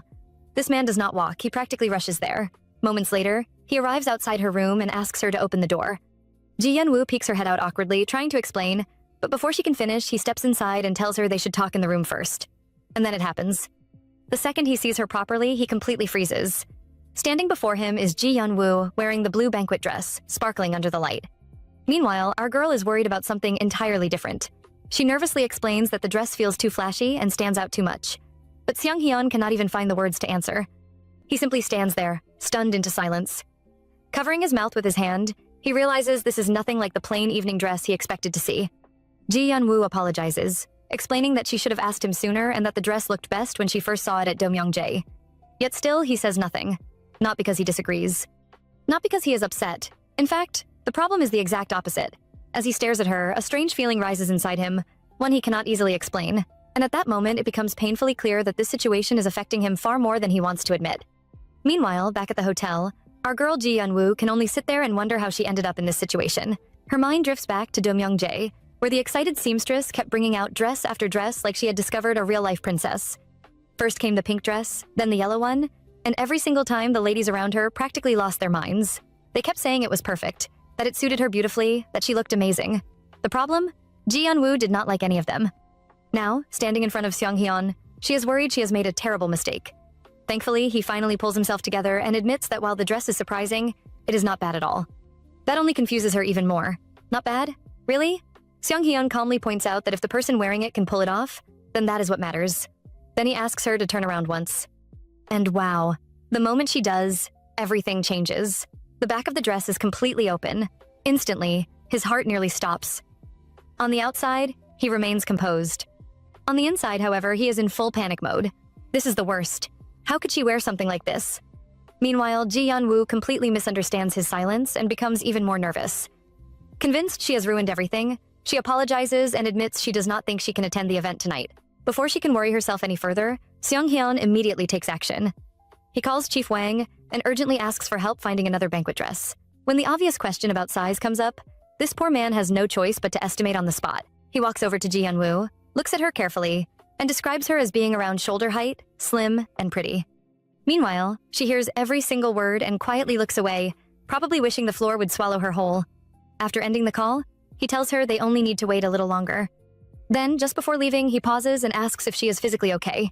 She nods and he finally leaves the room. However, as if things were not already complicated enough, a completely different bomb drops at the hospital. Manager Moon visits Ji Yeon-woo's mother, Shin Sun-mi, and their usual bickering starts immediately. Moon complains about her appearance, scolds her for falling, and practically attacks her with concern disguised as nagging. Then, the conversation suddenly shifts to Ji Yeon-woo. Manager Moon cannot understand why her daughter is still at Domyeongjae and insists she should hurry back to Seoul and find a proper job. But Sun-mi looks completely confused. Why would her daughter need a new job? According to Ji Yeon-woo, she is simply on company vacation. The second those words leave her mouth, Manager Moon freezes. Her eyes widen in shock. Wait, company vacation? At that moment, she realizes something is very wrong, and suddenly the secret Ji Yeon-woo has been hiding may not stay hidden for much longer.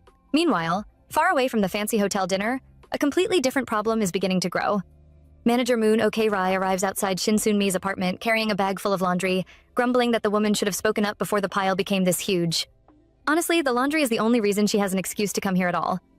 As she walks, she keeps thinking about the shocking conversation at the hospital. Sun-mi had innocently asked why Ji Yeon-woo told her she quit her company, and Manager Moon nearly lost her composure right there. How could she know the reason? If she knew everything her daughter was hiding, she would not have been asking in the first place. Realizing the conversation was becoming dangerous, Manager Moon quickly changed the subject, reminding her that Yeon-woo should leave Domyeongjae as soon as possible. After all, she did not send her daughter to college just to spend her days doing housework. But before she could escape, Sun-mi grabbed her and begged to hear more. That was when Manager Moon spotted the mountain of dirty laundry and immediately used it as an excuse to flee, promising to wash everything instead. Now, standing outside the apartment, she breathes out in relief. She was genuinely afraid she might accidentally reveal too much. Unfortunately, before she can relax, an angry-looking man suddenly approaches and calls out to her. He asks if she knows a woman named Shin Sun-mi. Confused, she turns around, only to be met with insults. Then the man pulls out a photograph and shoves it toward her. The moment Manager Moon looks at it, her heart nearly stops. The woman in the picture is Ji Yeon-woo. The stranger keeps pressing her, asking if she has ever seen her before. This time, Manager Moon says nothing at all. Meanwhile, back at the Harleton Hotel, our girl is going through a complete transformation. Her jewelry is carefully adjusted while a stylist assures her that the accessories match her features perfectly. Once everything is finished, Yeon-woo quietly confirms that nothing feels uncomfortable. Then she heads downstairs and immediately finds Seong-hyun waiting. The moment he sees her, he looks, and then quickly turns away before simply saying they should go. That reaction alone leaves her wondering what just happened, but she keeps the question to herself. Soon, the dinner begins. The entire event revolves around an important contract with a French investment firm, so every word matters. Since Seoyang Construction is in the weaker position, they have to carefully follow the representative's mood throughout the meeting. The problem? They are speaking French. Poor Yeon-woo sits there understanding absolutely nothing. Then, suddenly, she makes eye contact with one of the French guests. Panic. What is she supposed to do? Well, she remembers her mission and gives him a smile. To her relief, he smiles right back. At least that seems like a good sign. As the evening continues, everything goes smoothly. Eventually, the meeting comes to an end, and the representatives announce that they will send over the contract. Seong-hyun thanks them, and just before leaving, one of the French investors speaks directly to Yeon-woo. After the translator steps in, the message becomes clear. He says it was an honor to dine with such a beautiful woman. Yeon-woo politely smiles and replies that she enjoyed it too before wishing them goodbye. And as the guests leave, she quietly wonders to herself if she really did well enough. After trying so hard to smile all evening, she can only hope her effort was enough. The dinner finally comes to an end, but before leaving, one of the French investors does something that immediately catches attention. He gently takes Ji Yeon-woo's hand, kisses it, then hands her a card and says, "A bientôt," meaning, "See you again." Our girl politely thanks him, and soon the investor and his translator disappear into the elevator. Just like that, the meeting is over. Yeon-woo quietly breathes in relief. Somehow, everything seems to have gone well. Thinking it is time to leave, she turns to Seong-hyun and politely excuses herself. But instead of moving, he suddenly asks if perhaps he should not have brought her at all. Instantly, her heart drops. Did she make a mistake somewhere? Did she fail at the task? She immediately apologizes, only for him to look genuinely confused and ask what exactly she is apologizing for. Embarrassed, she admits she was worried that she did not smile properly. And this man actually laughs. Hopeless. That is the word he uses. Meanwhile, Yunwoo cannot even tell what he is thinking. Is he angry? If not, why is he still standing there? Why is he not getting into the elevator? But Seong-Heon's thoughts are somewhere else entirely. He remembers the investor's face throughout the dinner. They were discussing an investment worth hundreds of billions, yet the man looked completely distracted from beginning to end. The representative had agreed to favorable terms, but honestly, was it because of the business discussion, or because Ji Yeon-woo was sitting right there? Looking at her, he cannot help but think that she has a strange talent. She makes people nervous just by existing. Even he is not immune. From the moment he saw her in the lobby, he could barely focus. He knew that if he looked at her for too long, his mind would wander and business would become impossible. So he spent the entire evening pretending she was not there. Yet every time he noticed the investor staring at her, he could feel his blood boiling. Meanwhile, poor Yunwoo is still trying to figure out what went wrong. She nervously asks him to scold her if she made a mistake and promises to reflect on it. But the answer surprises her. None of this is her fault. In fact, she did everything perfectly. Thanks to her, the contract went smoothly. Hearing that, she finally smiles and points out that a successful contract should be a good thing. And that is when Seong-Heon delivers a response that says far more than he probably intends. It went so well that it pisses me off. Inside, he cannot stop thinking about the investor. Of course, the man could not look away. Of course, his heart raced. Of course, he was happy whenever she smiled. Because if their positions were reversed, he knows he would have felt exactly the same way. Before the moment can become any more awkward, he quietly removes his coat and drapes it over her shoulders. Confused, she calls out to him, but he simply tells her to wear it because the night air is still cold. She thanks him and takes a step forward, only for her footing to shift slightly. Immediately, he offers his arm and tells her to hold on. They cannot have her falling again. Yunwoo quietly agrees and takes his arm. Then, with the night growing calm around them and emotions neither of them can fully explain hanging in the air, Seong-Heon looks at her and asks for one more thing. If she does not mind, he would like them to take a walk together first. After all, there is something he wants to say. And just like that, the atmosphere changes completely, leaving us wondering what this man is finally about to reveal. Outside the Harleton Hotel, Seong-Heon leads Ji Yeon-woo into the garden. The place is bright, peaceful, and filled with greenery. For a moment, she cannot help but stare in amazement. It is so pretty. Seeing her reaction, Seong-Heon quietly remarks that he is glad she looks comfortable. But those words hit her differently. Comfortable? Even in an open place like this, fear still lives inside her. Can she really relax? Can she truly forget the feeling of always being afraid and finally breathe freely? Before those thoughts can sink in any deeper, she remembers that he wanted to tell her something, so she gently reminds him. Instead of answering right away, Seong-Heon brings up something completely unexpected. He points out that she came down to Moksan before her mother was injured and asks why she left Seoul in the first place. Ever since they met at the bus stop, that question has stayed on his mind. She fidgets with her fingers before finally admitting that she had problems in Seoul. She only wanted to rest for a while and then return, but things did not go as planned. Now she intends to recover properly before going back. It is a simple answer, yet the mood remains heavy. Then, out of nowhere, Seong-Heon asks if Nam Hyun-wook likes her. And wow, that question completely throws her off. She is so shocked that she can barely believe what she just heard. But he keeps going, asking if maybe they were involved in the past or if Hyun-wook had been hovering around her without ever confessing. Nervous and clearly misunderstanding his intentions, Hyun-woo quickly denies everything. They were only classmates. Nothing more. In fact, she becomes so anxious that she even promises to avoid Nam Hyun-wook inside Do Myung-jae if necessary. Then she reveals something much deeper. Boyfriends, dating, relationships. Those things do not exist in her life. Just thinking about men makes her shudder. Hearing that, Seong-Heon is left speechless. She immediately apologizes, believing he was suspicious of her relationship with Hyun-wook. But he calmly explains that he was never suspicious. He only wanted to be certain. When she asks if Nam Hyun-wook was really the reason he wanted to talk, he instantly rejects the idea. Yet when she asks him to tell her the real reason, this foolish man suddenly backs down. Forget it. After all, he cannot bring himself to say something that would make her shudder. The next day at Do Myung-jae, life seems normal again, at least on the surface. Do Yeon-ja immediately asks if the weekend event went well, and Yeon-woo happily confirms that everything worked out. She even brings back bread from the hotel basement because she heard it was delicious. Besides, it is a small gift. Curious, Do Yeon-ja opens the package and is instantly delighted when she finds a beautiful jade bracelet. The newbie has good taste. Naturally, she also wants to know about the dress, and Yeon-woo admits with a smile that it was very, very pretty. But before the conversation can continue, Manager Moon suddenly appears like a storm. She demands to know why Yeon-woo is only arriving now when the director came in early. The poor girl tries to explain that he had work and left first, but she cannot even finish her sentence before being scolded again. If she escorted someone, she should have stayed alert. Yeon-woo immediately apologizes, and Manager Moon orders her back to work, reminding her that she has night duty. As she obediently leaves, Do-eun-ja cannot help asking why Manager Moon seems so angry. Of course, Manager Moon denies it completely, not angry at all. Yet seconds later, she is yelling at Do-eun-ja too, ordering her to get moving and stop acting like she is on vacation. Poor Eun-ja ends up running away while Manager Moon shouts after her. But once she is alone, her expression changes. Her mind drifts back to that frightening encounter in the city. She remembers the aggressive man showing her Yeonwoo's picture and demanding answers. He was convinced she knew something and made it clear he would not go easy on her just because she was old. And suddenly, beneath all the shouting and scolding, it becomes painfully obvious why Manager Moon has been so tense. Manager Moon stares at the aggressive man for a moment, clearly trying to keep her composure. She starts with a calm young man but quickly changes course. Instead, she pulls a pair of underwear from the laundry bag and bluntly tells him to buy some panties because it is breezy. The man is instantly furious. He calls her crazy, asks if she has lost her mind, and insults her before storming away. But the moment he disappears, the brave front vanishes. Manager Moon stands there trembling. Suddenly, everything begins to make sense. So Ji Yeonwoo did not come here simply to help her mother from the beginning. That is what this is really about. Meanwhile, after the hotel event, the resort construction moves into full swing. The maids spend their days preparing meals for the workers, keeping everyone extremely busy. As Ji Yeonwoo carries a box, her thoughts drift towards Seong-hyun. She has not seen him all weekend, and even today he arrived at work early. Before she can think any further, Manager Moon calls out to her. The newbie is being sent to the construction site with Section Chief Hwang. Not only that, she must personally deliver the director's lunchbox. Yeonwoo hesitates for a second. It should only take a moment. Nothing happened at the hotel either. Trying to convince herself, she picks up the lunchbox and agrees to go. Soon, she arrives at the construction site and is directed toward the office.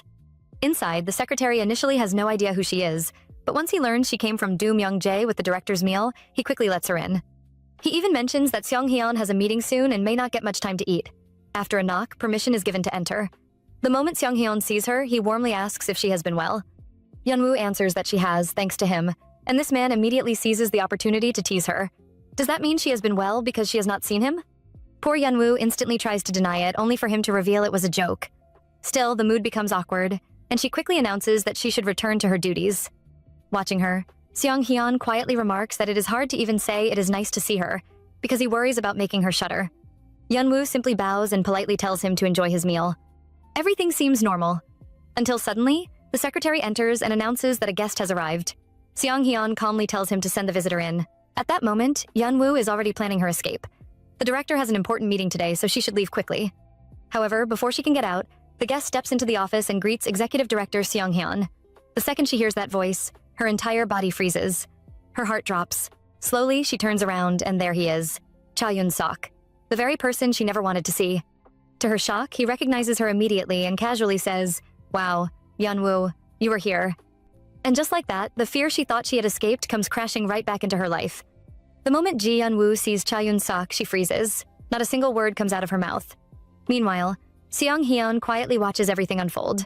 Cha Yun-sok casually asks if she knows how long he has been looking for her, and suddenly the atmosphere becomes heavy. As Seong-hyun glances at the documents on his desk, he notices the name Namseo Industrial Development on the letterhead. Right then, he remembers seeing that company on Yeonwoo's resume. Cha Yun-sok keeps talking as if nothing is wrong, telling her to wait because he is busy and that they can talk later. But our girl remains tense and silent. Seeing her condition, Seong-hyun immediately steps in and tells her to leave. She hesitates for a moment, but his voice becomes firmer. "Didn't you hear me? Go back." With no choice, Yeonwoo leaves the office. Even then, Cha Yun-seok calls after her, telling her to get back safely, because he will see her later. The second she is gone, Seong-hyun invites him to sit down, and the business meeting begins. However, it quickly becomes clear that Cha Yun-seok is struggling with the documents in front of him. While watching him fumble through the papers and make calls for help, Seong-hyun quietly pieces things together. The company's CEO is Cha Gil-wook, so this man must be the son being prepared to inherit the business. When Cha Yun-seok finally confirms which document is correct and apologizes, Seong-hyun coldly remarks that it would have been better if the person actually in charge had attended. Ouch, that one definitely lands. But things only get more awkward from there. Cha Yun-seok keeps trying to act friendly, chatting about cafes and other random topics. Then he raises his arm, revealing several tattoos. After noticing Seong-hyun's gaze, he explains that he once dreamed of becoming a painter.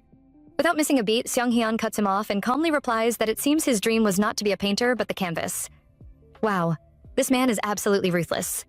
Even when Cha Yun-seok compliments his looks and tries to flatter him, Seong-hyun interrupts again and asks for his name. Internally, Cha Yun-seok is already fuming. After introducing himself, he is immediately humbled once more. Seong-hyun mistakenly calls him President Cha Yun-seok. When corrected that he is only the vice president, He casually apologizes and remarks that he has never granted an audience to anyone below a president before. The damage is brutal. Soon, the meeting ends, and Cha Yun-sok prepares to leave. Yet before walking out, he asks about the female employee from earlier. When he learns that Yeonwoo works at Do-myung-jae, his eyes light up. So that is where she has been hiding all this time. Then, as if things were not already bad enough, he casually reveals that he used to keep her around and had been searching for her. Seong-hyun immediately asks if she owes him money. The answer is even worse. According to Cha Yun-suk, it was nothing like that. He claims he asked for her heart, but she kept playing hard to get. Or maybe it was her body. The disgusting words hang in the air. And in that moment, Seong-hyun's mind flashes back to what Yeonwoo told him at the hotel. She had troubles in Seoul. They were difficult to endure. Just the thought of men makes her shudder. Suddenly, everything starts making sense. A small grin appears on his face as he finally understands. Right. That alone is more than enough to make someone shudder.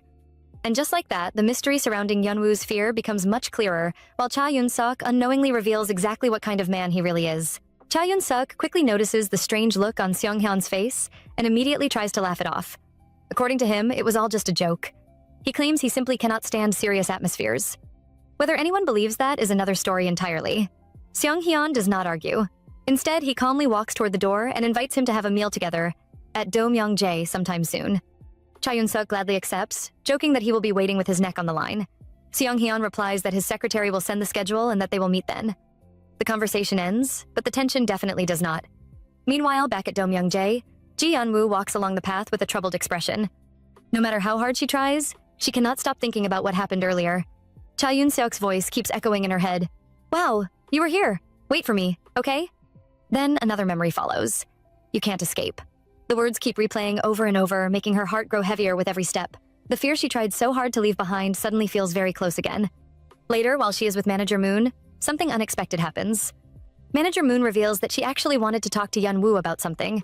Then, without warning, she asks the question directly. Are you being chased by some nasty people? The moment those words are spoken, Yeonwoo tries to answer, but her voice is so weak that Manager Moon cannot even hear her properly. And then the tears come. Our girl finally breaks down. Manager Moon immediately raises her voice, telling her to stop crying and speak clearly so she can understand. Korea is not that big, so where can she possibly hide forever? Then she starts throwing out possibilities one after another. Is it fraud? An affair? What is it? And if she lies, she will be kicked out, so she had better tell the truth. Faced with that blunt honesty, Yeonwoo finally gathers her courage. Through tears, she admits the truth. Yes, she is being chased. Her former boss has been stalking her, and that is why she ran away. She apologizes, but instead of getting angry, Manager Moon looks at her and asks the most important question of all. Why are you crying? You did nothing wrong. Just like that, the harsh tone disappears.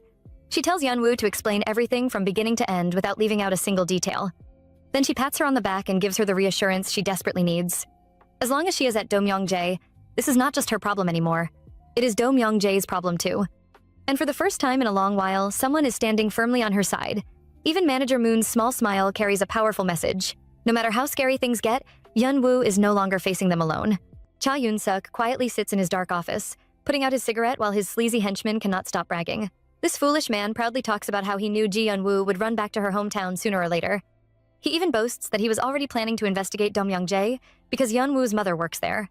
But honestly, he is not thinking about the mission at all. The only thing on his mind is money. He even worries that his boss might reduce his payment just because Yun-suk managed to find Yeonwoo before he did. When he asks what comes next, Yun-suk calmly pours himself a drink without showing a single emotion. Then he reveals his plan, and it is bad news for our girl. He has no intention of leaving her alone. Instead, he is determined to force Yeonwoo out of Do-myung-jae and drag her all the way back to Seoul. To make sure his henchman stays motivated, he suddenly throws him a thick stack of cash, instantly doubling his payment. But that is not all. Yun-suk immediately gives him another dangerous assignment. This time, the target is none other than Executive Director Nam Seong-hyun of Seoyoung Construction. He reminds his lackey that his own father had to spend a huge amount of money covering up his past crimes after Yeonwoo almost sent him to prison. Because of that, Yun-suk knows he needs something he can use against Nam Seong-hyun if he wants any chance of winning. With a cold smile, he gives the thug exactly 1 week to dig up enough dirt. Meanwhile, back at Do-myung-jae, Yeonwoo faces another difficult moment. The strict manager sits down with her while our girl struggles to hold back her tears. The manager explains that when she visited Yeonwoo's mother in the hospital, she noticed a huge and suspicious thug hanging around and asking questions about her. At that moment, everything starts making sense. Being 70 years old, the manager admits she never fully trusted Yeonwoo from the beginning, especially after hearing the unbelievable story that she did not even have a phone. In her eyes, the world is full of terrible men and terrible women, so she cannot simply believe every word she hears. Still, despite all her doubts, she does not turn her back on Yeonwoo. Even though our girl's hands are shaking with fear after hearing all of this, the manager refuses to treat her differently. Night duty is still her responsibility, and life at Domyeongjae goes on, whether she is ready or not. Suddenly, the manager gives Yeonwoo a firm pat on the back, refusing to let her drown in fear. She orders our girl to straighten her shoulders, lift her head, and act with confidence because those disgusting creeps would never dare set foot inside Domyeongjae. At the same time, she makes one thing very clear. This situation must stay secret, especially from Executive Director Nam Seong-hyun. She also warns Yeonwoo to keep a close eye on her coworker, Eunja, before her mother finds out about everything. Even though the manager is strict, her actions show she is trying to protect Yeonwoo in her own way, giving our girl just enough strength to keep moving forward despite everything closing in around her. Later that evening, however, someone else cannot stop thinking about her. Executive Director Nam Seong-hyun walks through the quiet grounds, but his work is the last thing on his mind. The closer he gets to where Yeonwoo stays, the more a strange feeling quietly fills his heart, spreading little by little like watercolor. Then he hears the soft sound of her twig broom sweeping the ground and finds her resting beneath a tree as the sun begins to set. The moment he sees her, he gently points out the obvious. She has clearly been crying.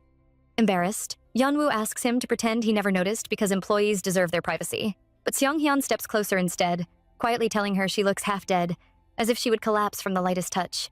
Those words finally break through the wall she has been holding up. With a heavy sigh, she admits that life is simply hard.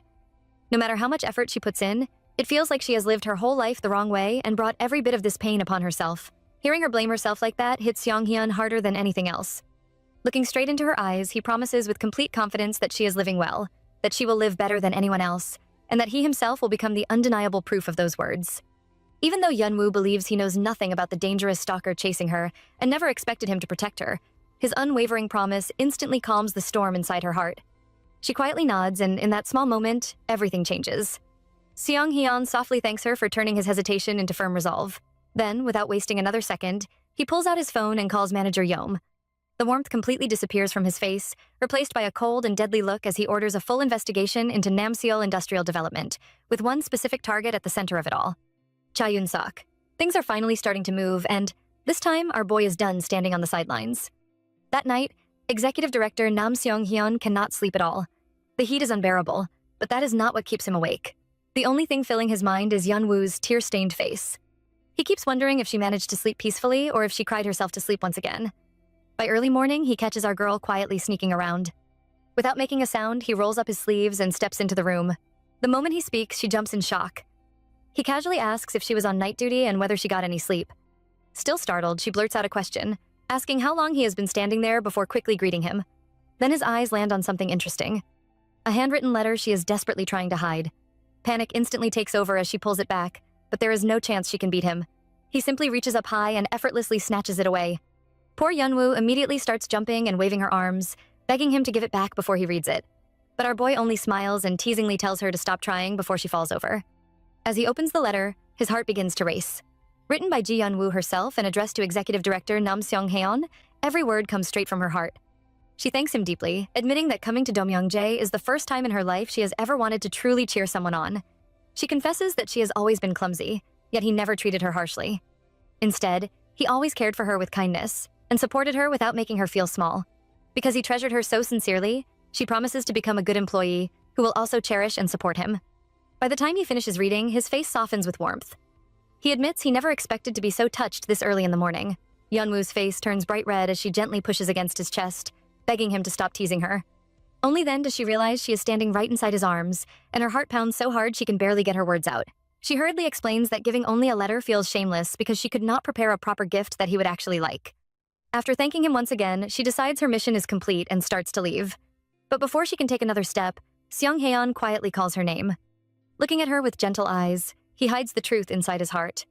What he really wants to say is that he spent the entire night missing her and wanted to thank her for coming to see him. Instead, he simply smiles and tells her something even sweeter. She herself is the wonderful gift that came to him early that morning.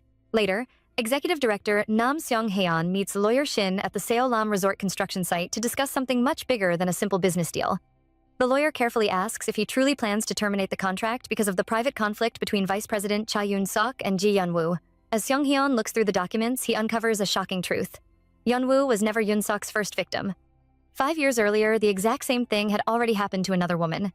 But instead of letting justice take its course, CEO Cha Gil-wook hired a powerful law firm and erased his son's record with nothing more than a few lines on paper. Just like that, another victim's suffering disappeared from the official records, and Yoon-suk walked away without paying the price. As if things were not already bad enough, the lawyer points out that ending the contract over a private matter will not be easy. He even suggests replacing the contractor instead.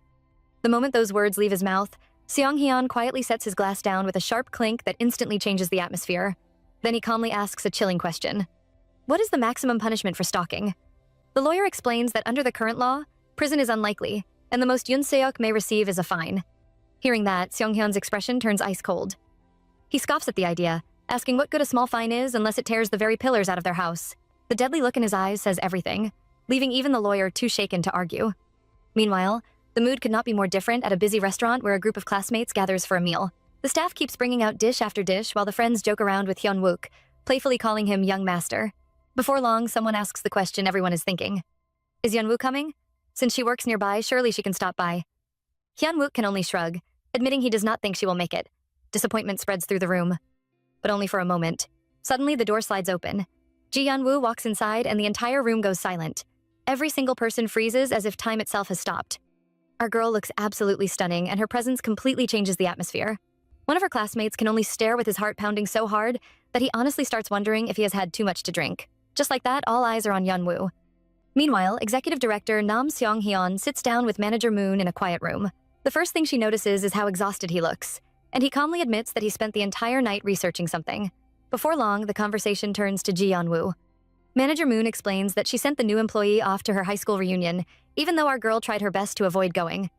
Seong-hyun lets out a soft chuckle, asking if she means miss. Ji Hyun-woo, before praising Manager Moon for handling the situation well.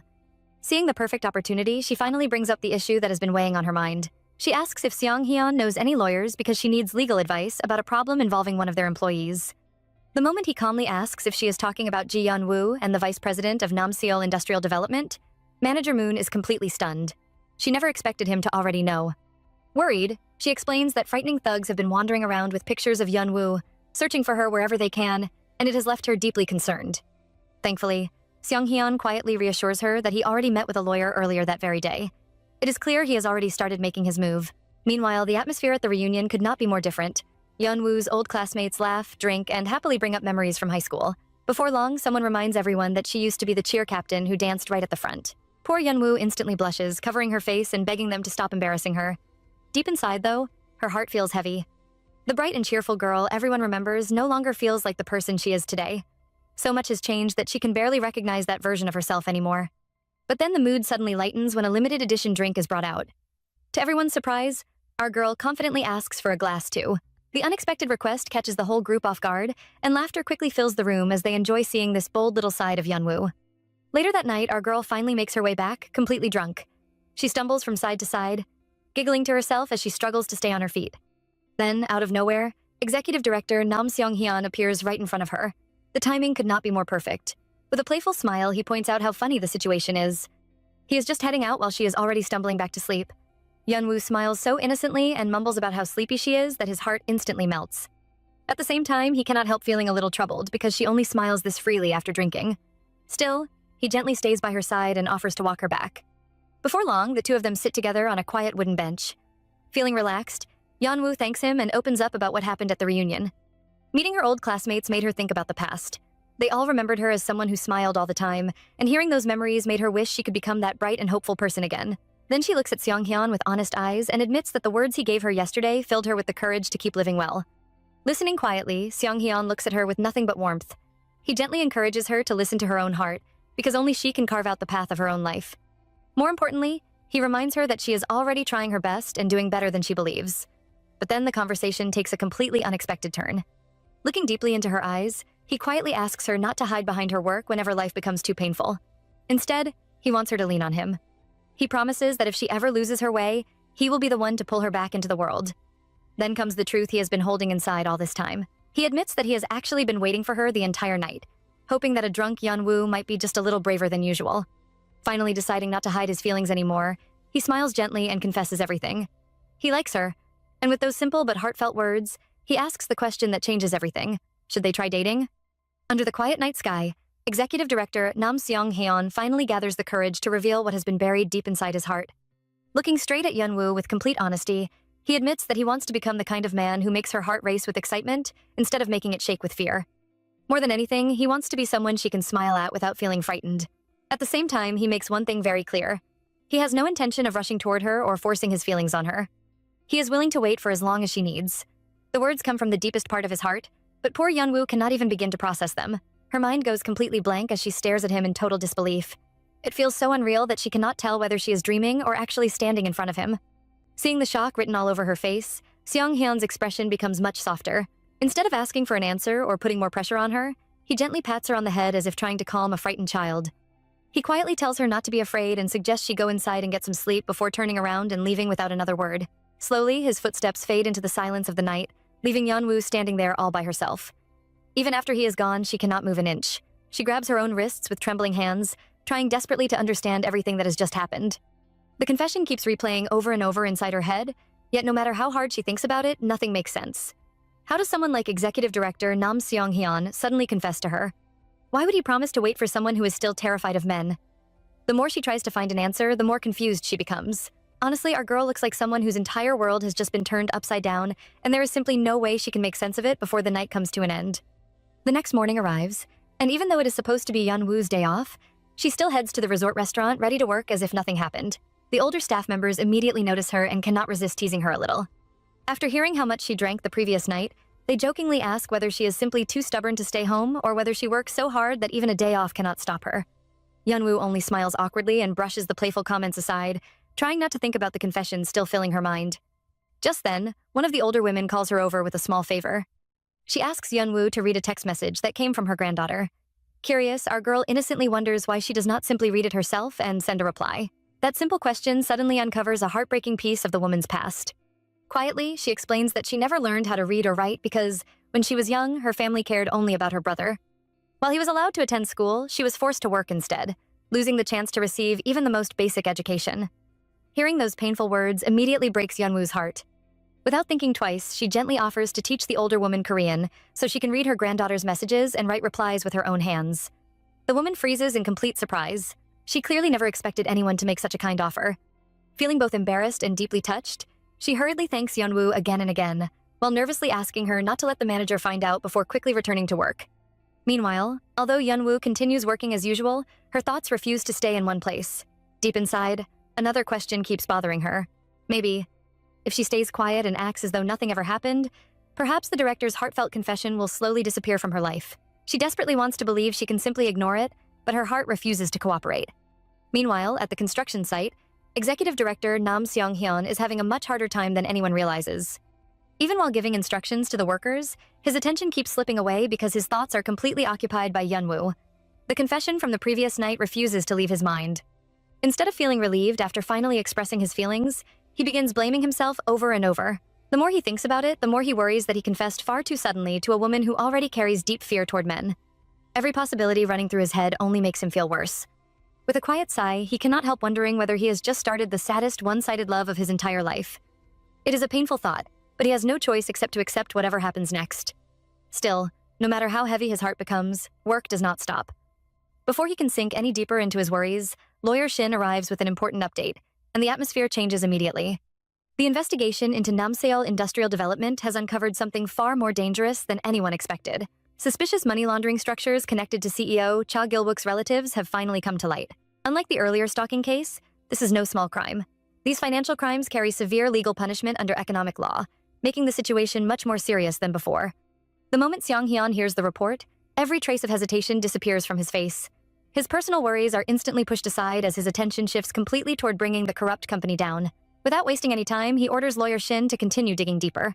He wants every hidden secret exposed and every piece of evidence uncovered, until the entire truth behind Namseol Industrial Development is dragged into the light. At this point, there is no turning back. The people responsible have walked freely for far too long, and now Seong-hyun is determined to make sure they answer for everything. Without delaying another second, Seong-hyun immediately picks up his phone and arranges a dinner meeting with Namseol Industrial Development at Domyongjae for 7 o'clock that evening. On the surface, it sounds like nothing more than an ordinary business meeting, but in reality, every piece is quietly falling into place. However, the reaction on the other end of the call could not be more different. Vice President Cha Yun-seok responds with complete arrogance, laughing as though there is absolutely nothing to worry about. This foolish man convinces himself that Seong Hyun is just another businessman who can be handled like everyone else before him. Instead of taking the invitation seriously, his attention drifts somewhere completely different. His mind quickly wanders to Yeonwoo, and he even starts wondering whether this meeting might give him the perfect chance to see her again. Unfortunately for him, that confidence is exactly what makes the situation so dangerous. While Yoon-seok walks forward believing he is completely in control, he fails to notice the trap slowly closing around him. Every step brings him closer to the moment when all the ugly secrets hidden beneath Namseol Industrial Development's polished image will finally be exposed. Meanwhile, Seong-hyun remains calm and focused, already preparing for the confrontation ahead. He knows this dinner is not simply about sharing a meal. It is the beginning of a move that could completely destroy the powerful people who have spent so long believing they were untouchable. And if everything goes according to plan, the truth they have tried so desperately to bury will soon come crashing into the open for everyone to see. Meanwhile, work at Domyeongjae only becomes more hectic as the day goes on. There is barely enough time to breathe because important guests are expected later, and everyone is rushing to finish their tasks. Manager Moon is especially overwhelmed as she tries to organize everything while also finding someone to accompany her to buy groceries. When another staff member suggests sending Ji Yeonwoo along, she immediately shuts the idea down. There is no way she is letting the newcomer leave the safety of the estate when dangerous thugs could still be searching for her. She refuses to take that risk. However, something unexpected happens. Before anyone can argue further, Yeonwoo quietly steps forward on her own. Even though the fear inside her has not completely disappeared, she realizes she cannot spend the rest of her life hiding behind closed doors. The comforting words that someone once shared with her echo inside her heart, giving her just enough courage to take that first step. It is not because she suddenly becomes fearless, she is still scared. But she decides that fear cannot keep controlling her forever. Because of that decision, she joins Manager Moon, and together they head to Moksan Market. As soon as they arrive, Yeonwoo notices something surprising. Everywhere they go, the merchants greet Manager Moon with bright smiles and genuine respect. One after another, people happily welcome her as though she is part of their own family. It does not take long for Yeonwoo to learn why. The market has never forgotten everything Manager Moon did for them. When the entire market was at risk of shutting down, she stepped in and saved it. Later, when a powerful typhoon caused terrible damage, she even used her own money to help repair the place instead of walking away. No wonder everyone looks at her with so much gratitude. Even so, despite all the warm greetings, Manager Moon never lowers her guard. Her eyes continue scanning every corner of the market, carefully checking for any suspicious faces that might belong to the thugs searching for Yeonwoo. Then, trying to lighten the mood, she suddenly jokes that if anyone dares to appear, she will simply hit them with the huge carp sitting inside her grocery bag. The image is so ridiculous that Yeonwoo cannot hold back her laughter. It is the kind of laugh that comes naturally, without fear or hesitation. For the first time in what feels like forever, warmth begins replacing the fear inside her heart. Without even noticing it herself, she stays close beside Manager Moon, feeling protected like a daughter walking safely beside her mother. Under the gentle spring sunlight, she quietly finds herself hoping she can return to this market someday, just to enjoy some delicious tteokbokki. It may seem like a small wish, but for someone who has spent so long running from danger, it is actually a huge step toward believing that a brighter future might really be waiting for her. Meanwhile, back at Domyeongjae, our handsome director is having a much harder time than he would ever admit out loud. Executive Director Nam Seong-hyun simply cannot sit still. He keeps pacing around the house, glancing at his phone every few moments before looking away again. He knows Yeonwoo said she would be back by evening, yet as the hours slowly pass, his mind refuses to stay calm. Worry begins taking over little by little. The longer she stays away, the darker his thoughts become.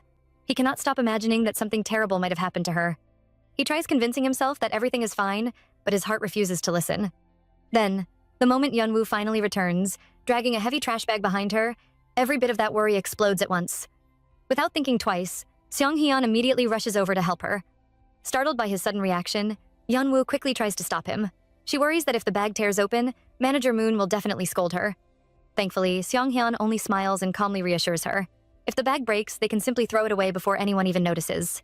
Just like that, the heavy bag is taken care of. However, the lighthearted moment does not last very long. His smile slowly fades, replaced by a serious expression that says everything before he even speaks. He finally admits that he spent the entire day worrying about her. Unable to hide how deeply he cares anymore, he asks for her phone number so he can contact her whenever he needs to make sure she is safe. But the answer he receives is one he never expected. Quietly, Yeonwoo reveals that she no longer has a phone. She got rid of both the device and her phone number. The reason is heartbreaking. She was so afraid of being tracked that she threw everything away. The instant those words reach him, Seong-hyun's heart sinks. He silently clenches his fist, finally realizing just how much fear and suffering she has endured.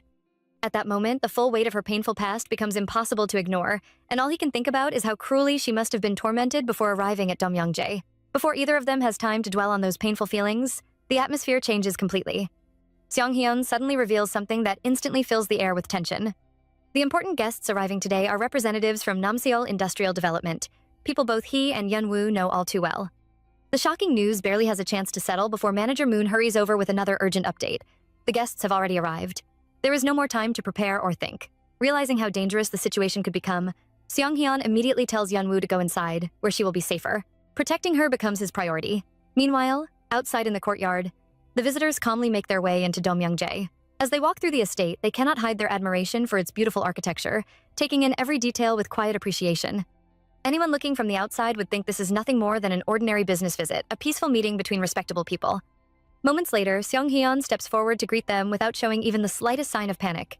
His expression remains calm, his voice polite, and his welcome is as warm as ever. On the surface, everything appears perfectly normal. There are smiles, greetings, and respectful manners all around. Yet beneath that calm atmosphere, something far more dangerous is already beginning to take shape. Hidden secrets, painful memories, and unfinished conflicts are quietly gathering together, waiting for the perfect moment to explode. None of the people standing in that courtyard can escape what is coming next, and although the evening has only just begun, the calm before the storm is already hanging heavily over Domyeongjae. Meanwhile, Vice President Cha Yoon-seok finally arrives at Domyeongjae, carrying a surprisingly heavy gift box in his hands. Instead of showing even the smallest amount of respect, he immediately falls back into his usual smug attitude. With complete confidence, he casually tells the staff to keep whatever is inside the box, or even sell it if they want, because, according to him, Domyeongjae refuses to accept gifts anyway. The way he speaks makes it sound as though he owns the place, and honestly, it leaves everyone standing there completely speechless. The staff exchange confused looks, silently wondering why their director would ever agree to meet someone who behaves more like a street thug than a respectable businessman. Before the dinner has even started, Yoon-suk has already managed to create an awful first impression. Every word that comes out of his mouth only makes him seem more arrogant, and nobody around him can understand where all that confidence comes from. He walks through the estate as though the entire place exists for his convenience, completely unaware that the people watching him have already formed their opinions. Unfortunately for him, the calm smile on everyone's faces hides nothing but disbelief. Even without knowing the full story, it is painfully obvious that this man carries himself with far too much pride. As if things were not already tense enough, the evening has barely begun, yet the atmosphere is already filled with quiet discomfort. Everyone can feel that something is wrong, even if nobody says it out loud. Meanwhile, inside the traditional dining room, Yeon-woo is fighting a battle that no one else can see. She carefully pours hot tea into a cup, doing everything she can to stop her trembling hands from giving away her fear. Every movement is slow and controlled, but inside, her heart is beating so hard that it almost feels impossible to stay calm. Then, the voice she hoped never to hear again reaches her ears. Without the slightest bit of shame, Cha Yoon-seok starts flirting with her as though nothing bad has ever happened between them. He casually complains about how much he has missed her and proudly reveals that he even booked a nearby room so they can return to Seoul together after everything is over. Just hearing those words from the other side of the door makes Yeon-woo's chest tighten until she can barely breathe. The fear she worked so hard to overcome begins creeping back into her heart once again. For a brief moment, it feels as though all the progress she has made is about to disappear. But then, another memory quietly pushes through the darkness. She remembers Seong-hyun's comforting promise. He told her not to run away anymore. He told her to face Cha Yoon-seok head-on because he would be standing right beside her. Those simple words became the strength she desperately needed.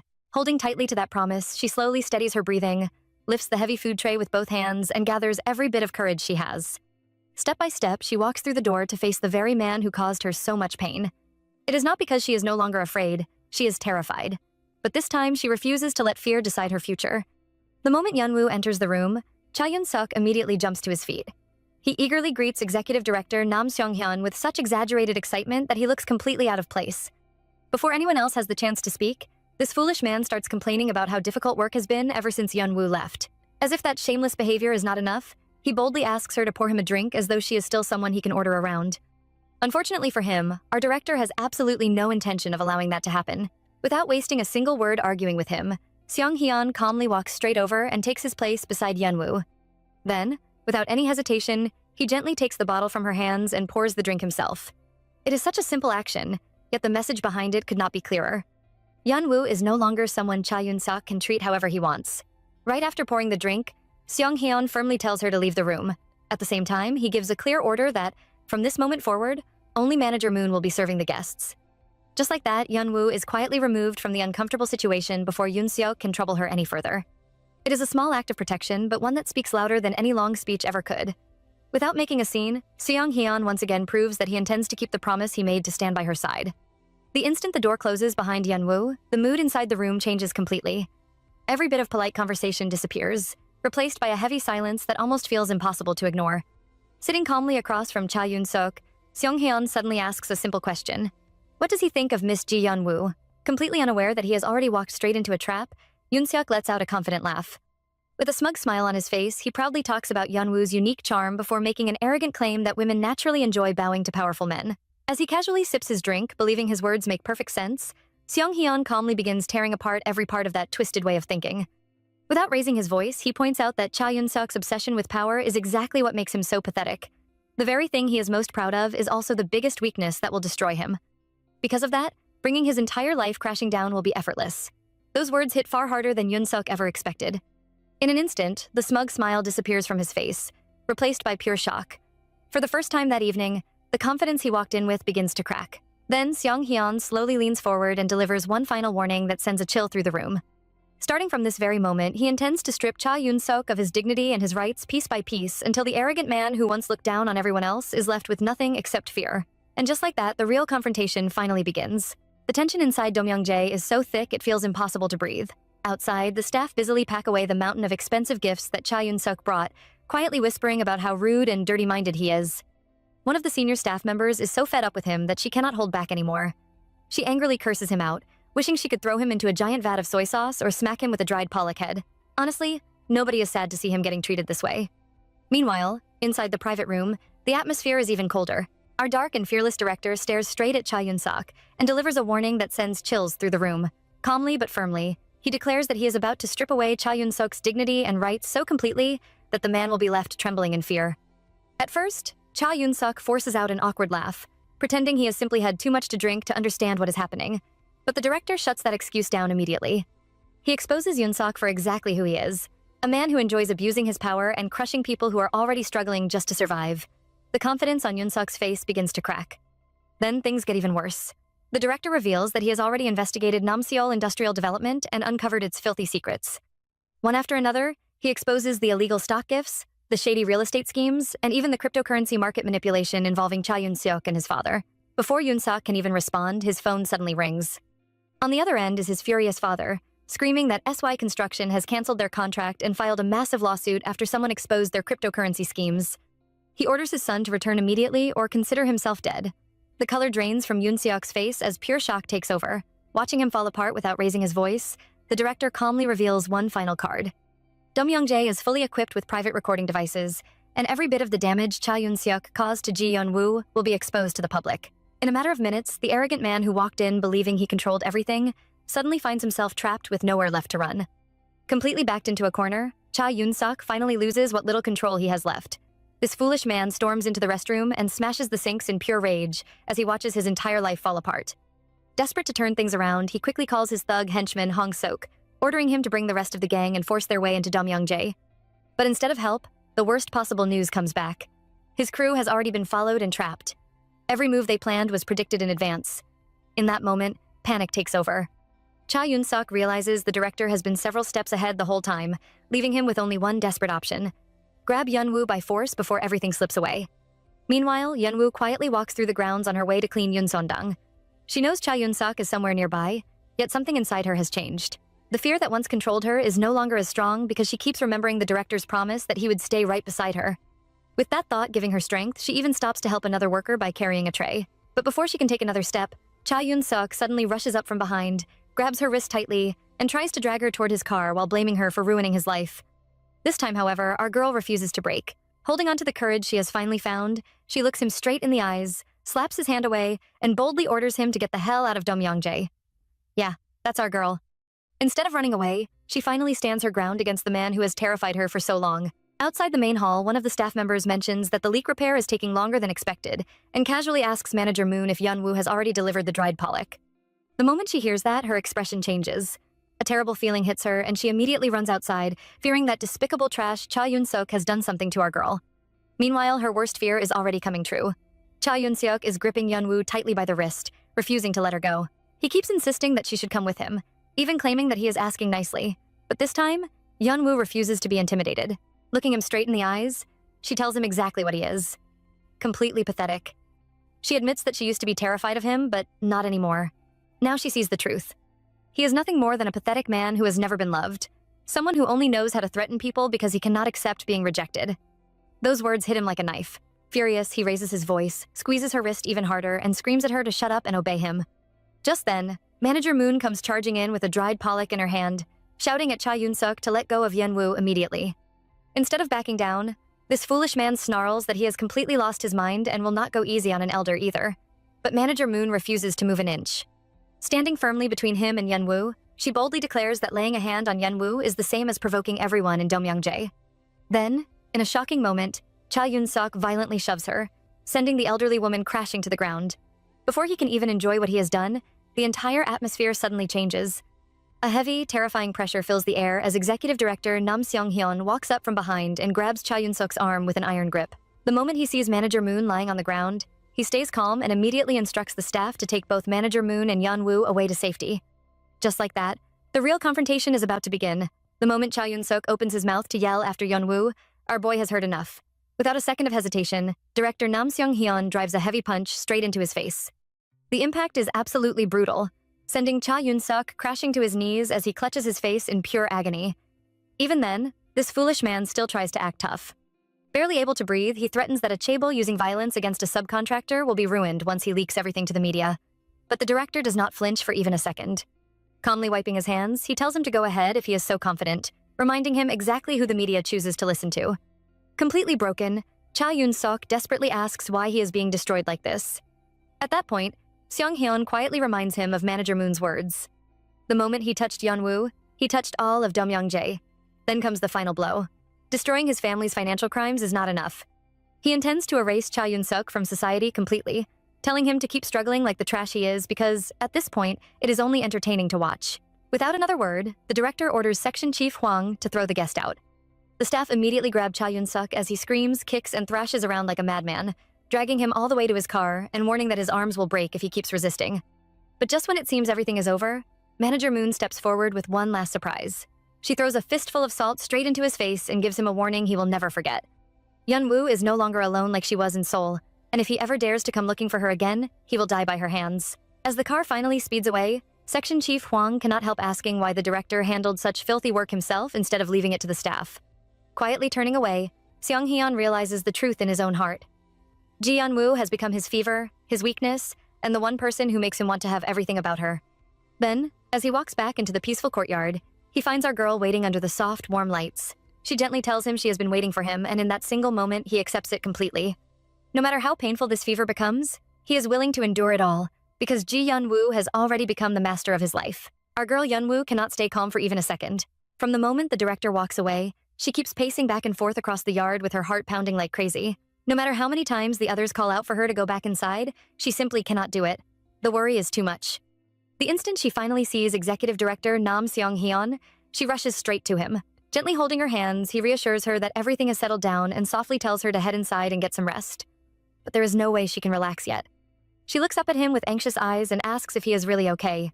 Instead of giving a serious answer, this man actually teases her, joking that he only has a slight hangover. Meanwhile, our girl is having none of it.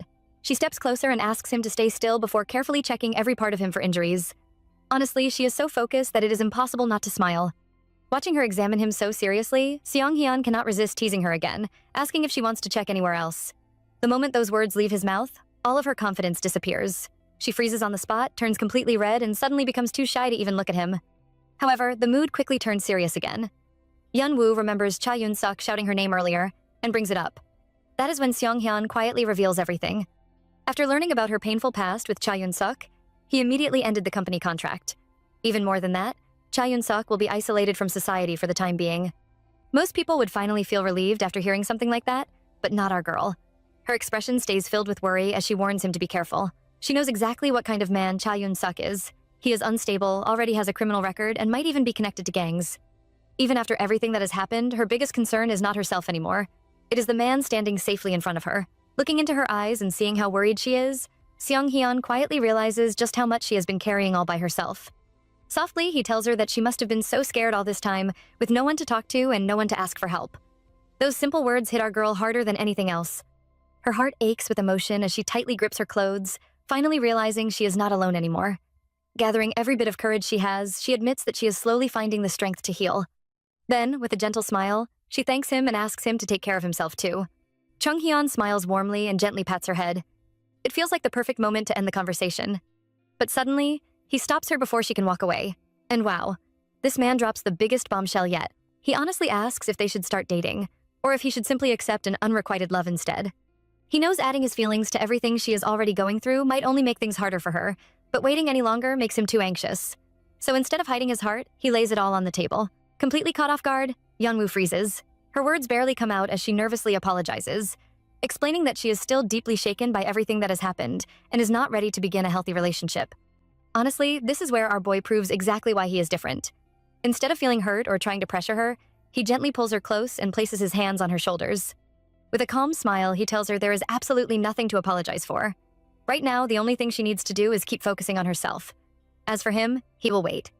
And when the day finally comes that she is ready, all she has to do is tell him, and he will come to her with everything he has. Those heartfelt words completely break down the walls around her heart. Tears quietly roll down Yeonwoo's face as she looks into his eyes. And for the first time in what feels like forever, her chaotic world becomes peaceful and still, almost as if she has stepped into a beautiful dream. Our girl Yeonwoo wakes up feeling more excited than she has in a long time. Instead of resting the night before, she stays up almost the entire night studying as hard as she possibly can. She pushes herself so much that she finishes her entire Korean learning workbook, even though she ends up getting only 2 hours of sleep. That is some serious determination. The next morning, she proudly hands the completed workbook to the older staff member, hoping all her hard work has paid off. But the moment the woman gives her a serious look, Yeonwoo's heart nearly jumps out of her chest. She instantly starts wondering if she made a huge mistake somewhere. Did she answer everything wrong? Did she misunderstand the lessons? For a few painful seconds, panic completely takes over. Then, just as she is preparing herself for bad news, everything changes. She scores a perfect 100. Yeah, that's our girl. The older staff member smiles and praises her for doing such an amazing job, and Yeonwoo can barely contain her happiness. After everything she has gone through, hearing those words fills her with pride and gives her even more confidence to keep learning. Unfortunately, her celebration does not last very long. Before she even has time to enjoy her success, another pile of homework is placed right into her hands. It seems everyone around her has decided to speed up her lessons as much as possible, whether she feels ready or not. Still, instead of complaining, she accepts the challenge.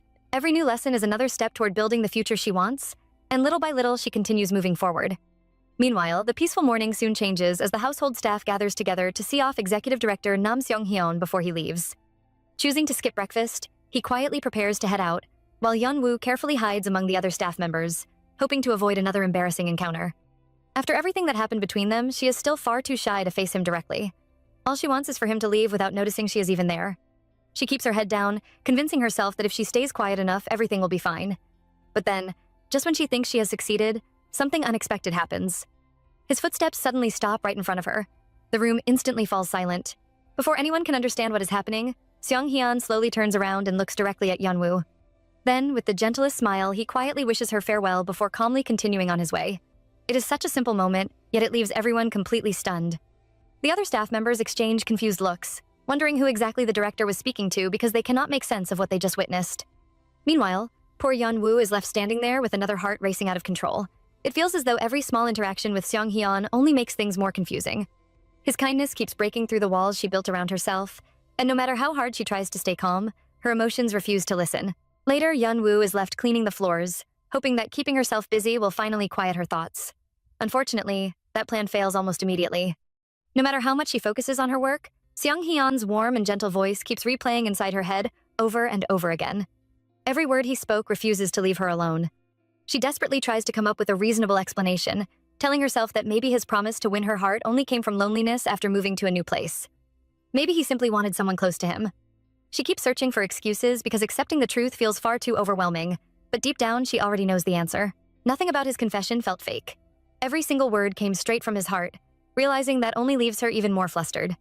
Wanting to escape her own thoughts before they completely take over, she quickly changes the subject and asks if she can accompany Manager Moon to the market. This time, she has a practical reason. She wants to buy a new phone, hoping that getting out of the estate for a while and focusing on something ordinary will help clear her mind. Even if only for a short time, she just wants to stop thinking about the director's confession and everything it has stirred up inside her heart. Meanwhile, far away from the warmth of Domyangjae, Seong-hyun spends the late hours of the night sitting alone inside his dim office. A quiet cup of tea rests beside him as old memories slowly begin rising to the surface. His thoughts drift back to the luxury villa complex reserved exclusively for the Nam family, a place where the most powerful members gather to discuss matters that can change the fate of the entire family. During one of those quiet dinners, Chairman Nam Yoon-young and Vice President Kim Woo-seop discussed the sudden prosecution raid on a small construction subcontractor. At first, the vice president dismissed the incident as nothing more than a routine investigation that would soon pass. However, the chairman immediately corrected him. There was nothing routine about it. The raid happened because Seong-hyun personally ordered it. She describes him as a dangerous tiger cub, completely different from the gentler members of the Nam family. In her eyes, he is someone who will continue growing stronger until nobody can control him anymore. She even warns that if they fail to keep him in check, the day will come when he devours every one of them. Back in the present, Seong-hyun remains alone in the darkness, surrounded by the deep hatred and resentment that have long existed within his own family. While he quietly drinks his tea, powerful people continue moving their pieces behind the scenes, and with every passing moment, the dangerous struggle for power inside the Nam family grows even more intense. Meanwhile, our boy Seong-hyun stands beneath the warm shower, letting the water wash over his exhausted body. He has been pushing himself far beyond his limits, working until there is almost nothing left to give. His body is tired, his mind is even more tired, and through all that exhaustion, only one thought refuses to leave him alone. Right now, he simply wants to hear Yeon-woo's voice, even if it is only for a single second. That tiny bit of comfort feels like enough to help him get through another difficult day. Unfortunately, peace never seems to last very long. Before he can even gather his thoughts, his phone suddenly rings, destroying the quiet moment. The person calling is absolutely furious, demanding to know why he suddenly cut all ties with Namseol Industrial Development and even went as far as filing criminal charges with the prosecution. They angrily warn him that stopping construction like this will cause massive financial losses, expecting him to panic under the pressure. But Seong-hyun remains completely calm. Without raising his voice or showing the slightest bit of concern, he simply asks whether they actually calculated the numbers properly. Then he casually drops a bombshell. There will be no construction delay at all because he has already secured a brand new deal with Biocal Industries, and the contract will be signed the very next day. Just like that, all the confidence on the other end of the call disappears. The person who was shouting only moments ago suddenly has nothing left to say. Even so, they mention that his aunt has been throwing a complete fit ever since everything started falling apart. Seong-hyun answers without hesitation, calmly pointing out that the situation is her own fault for dumping all her work onto her nephew in the first place.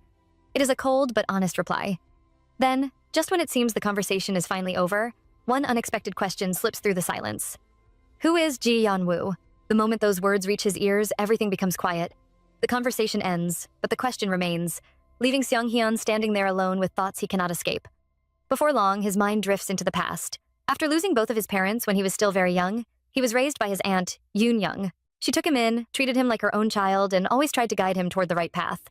To everyone else, she was known as a cold and frightening business leader, someone nobody dared to challenge. Yet to Seong-hyun, she had always been warm, protective, and dependable. Even with all the care she gave him, he could not stop blaming himself for the darkness inside his own heart. He believes his personality has become so twisted that the only feeling he can honestly offer the woman who raised him is simple gratitude. Then, another thought quietly appears. What would happen if his aunt ever met Yeon-woo? The image lingers in his mind for only a brief moment before he immediately pushes it away, calling himself foolish for thinking so much about the woman who already rejected him. Still, no matter how hard he tries, his heart refuses to let her go. Meanwhile, just outside his room, Yeon-woo stands quietly in the hallway with a tray of freshly brewed tea held carefully in both hands. Her heart is beating so fast that she can barely steady her breathing. After gathering a little courage, she gently knocks on the door and softly calls for the executive director. No answer comes from inside. Thinking he may have already stepped out, she slowly opens the door, only to freeze in surprise. Seong-hyun suddenly appears wearing comfortable home clothes instead of his usual formal outfit, making the moment feel strangely natural and unexpectedly personal. Without making things awkward, he quietly invites her inside so she can serve the tea. As she steps into his private room, the rich scent of hinoki wood fills the air, mixing gently with the warm aroma rising from the freshly prepared tea. The peaceful atmosphere almost makes it easy to forget everything that has happened between them. Seong-hyun calmly lifts the cup, takes a slow sip, and then shares important news. Earlier that day, an official arrest warrant was finally issued for the family behind Namseol Industrial Development. That means Cha Yoon-suk will soon be sent to prison. Hearing those words alone is enough to shake Yeon-woo, but Seong-hyun is not finished. He gently warns her that Yoon-suk will most likely try contacting her before everything is over. Desperate people often make desperate choices, and he expects Yoon-suk to offer her a huge financial settlement in hopes of saving himself. Then comes the question that truly matters. If that moment arrives, would she ever accept the money? The room falls quiet as Yeon-woo faces the question she never wanted to answer. This is no longer about money. It is about everything she has suffered and whether any amount of wealth could ever erase those painful memories. The answer comes almost immediately. Every emotion Yeon-woo has been trying so hard to keep hidden suddenly bursts to the surface. Tears quickly fill her eyes as she firmly refuses without even the smallest moment of hesitation. To her, accepting that settlement would mean forgiving Cha Yun-seok for everything he did, and that is something she will never do. She would rather live with nothing than accept a single coin from the man who turned her life into a living nightmare. She does not want his money, his apology, or anything connected to him. The only thing she truly wants is for him to receive every bit of punishment he deserves and disappear from her life forever. As those painful feelings pour out, the weight she has been carrying for so long finally becomes impossible to hide. Watching her break down right in front of him, Seong-hyun's expression immediately softens. There is no judgment in his eyes, only quiet sadness. Gently, he reaches out and cups her cheek before carefully wiping away the tears rolling down her face. The simple gesture is filled with more kindness than words could ever express. Then, in a quiet voice, he apologizes for everything she has suffered. He knows those wounds were never her fault, and seeing her cry only deepens the pain already growing inside his own heart.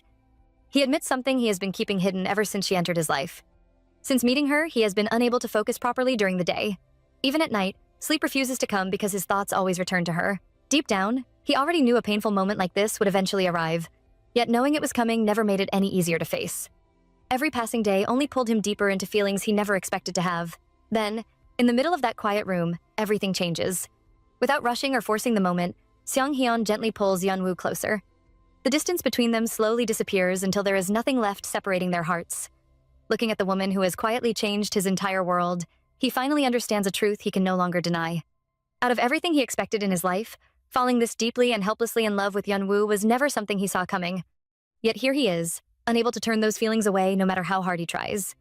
With that realization filling his heart, he softly kisses her. It is not driven by impulse or pride. It is the quiet confession of a man who has finally accepted that he loves her more completely than he ever thought possible. In that single moment, every sleepless night, every worried thought, every silent promise, and every emotion he tried to hide finally come together.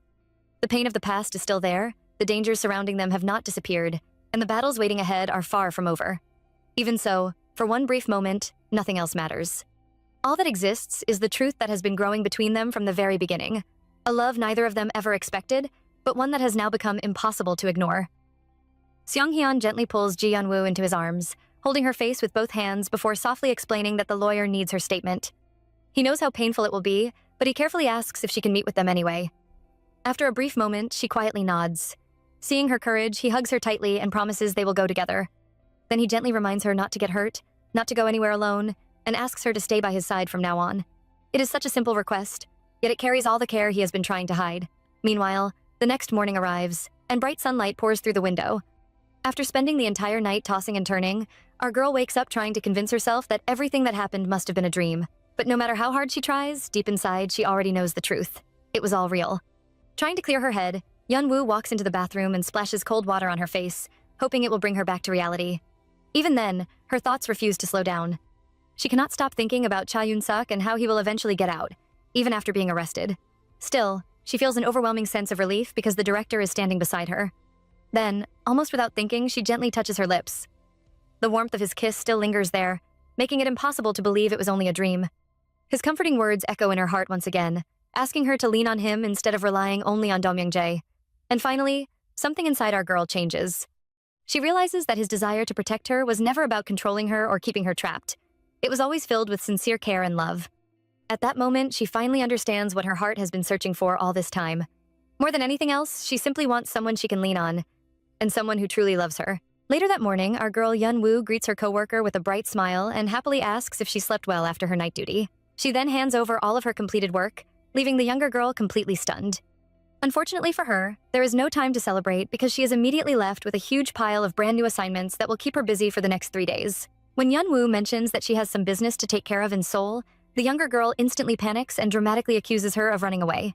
Thankfully, Yeon-woo quickly calms her down, promising that she will definitely return in 3 days before heading outside, where the director is already waiting in the car. Even then, the younger girl waves her workbook in the air and shouts that if Yeon-woo does not come back, she will pack her bags and chase after her herself. The older housekeeper can only look on in confusion and jokingly asks if Yeon-woo is actually her daughter.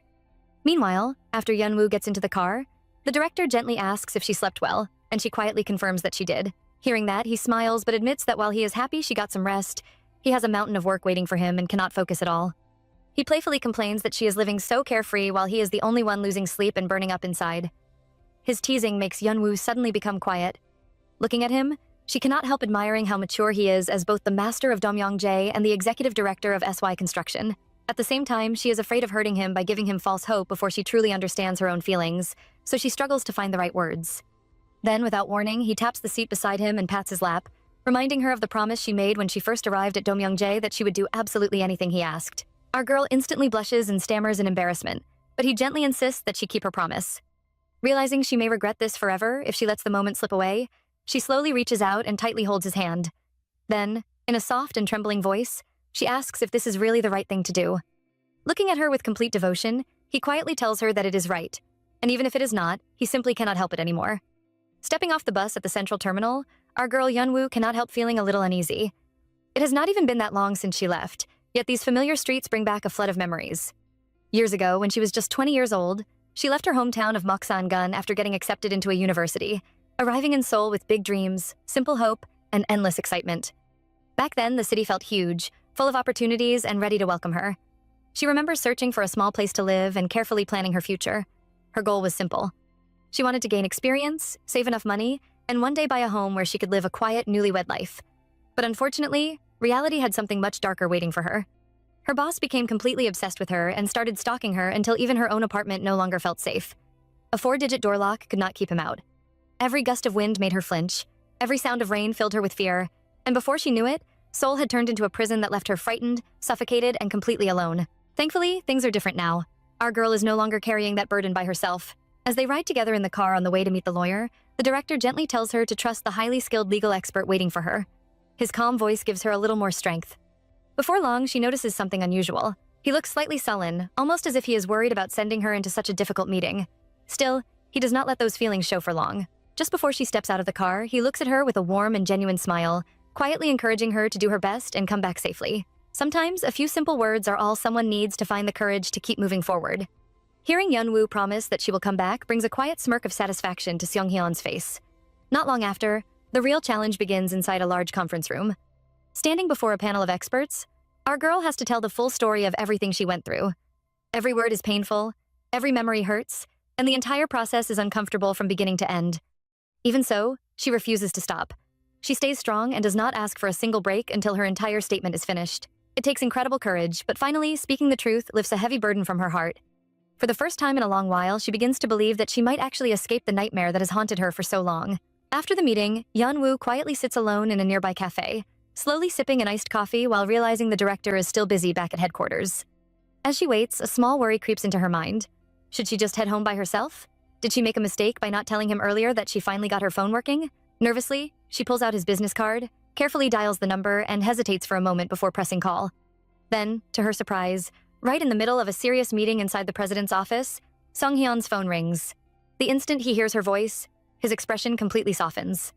He gently asks where she is, and a shy Yeonwoo quietly tells him she is waiting at the cafe right beside the company building.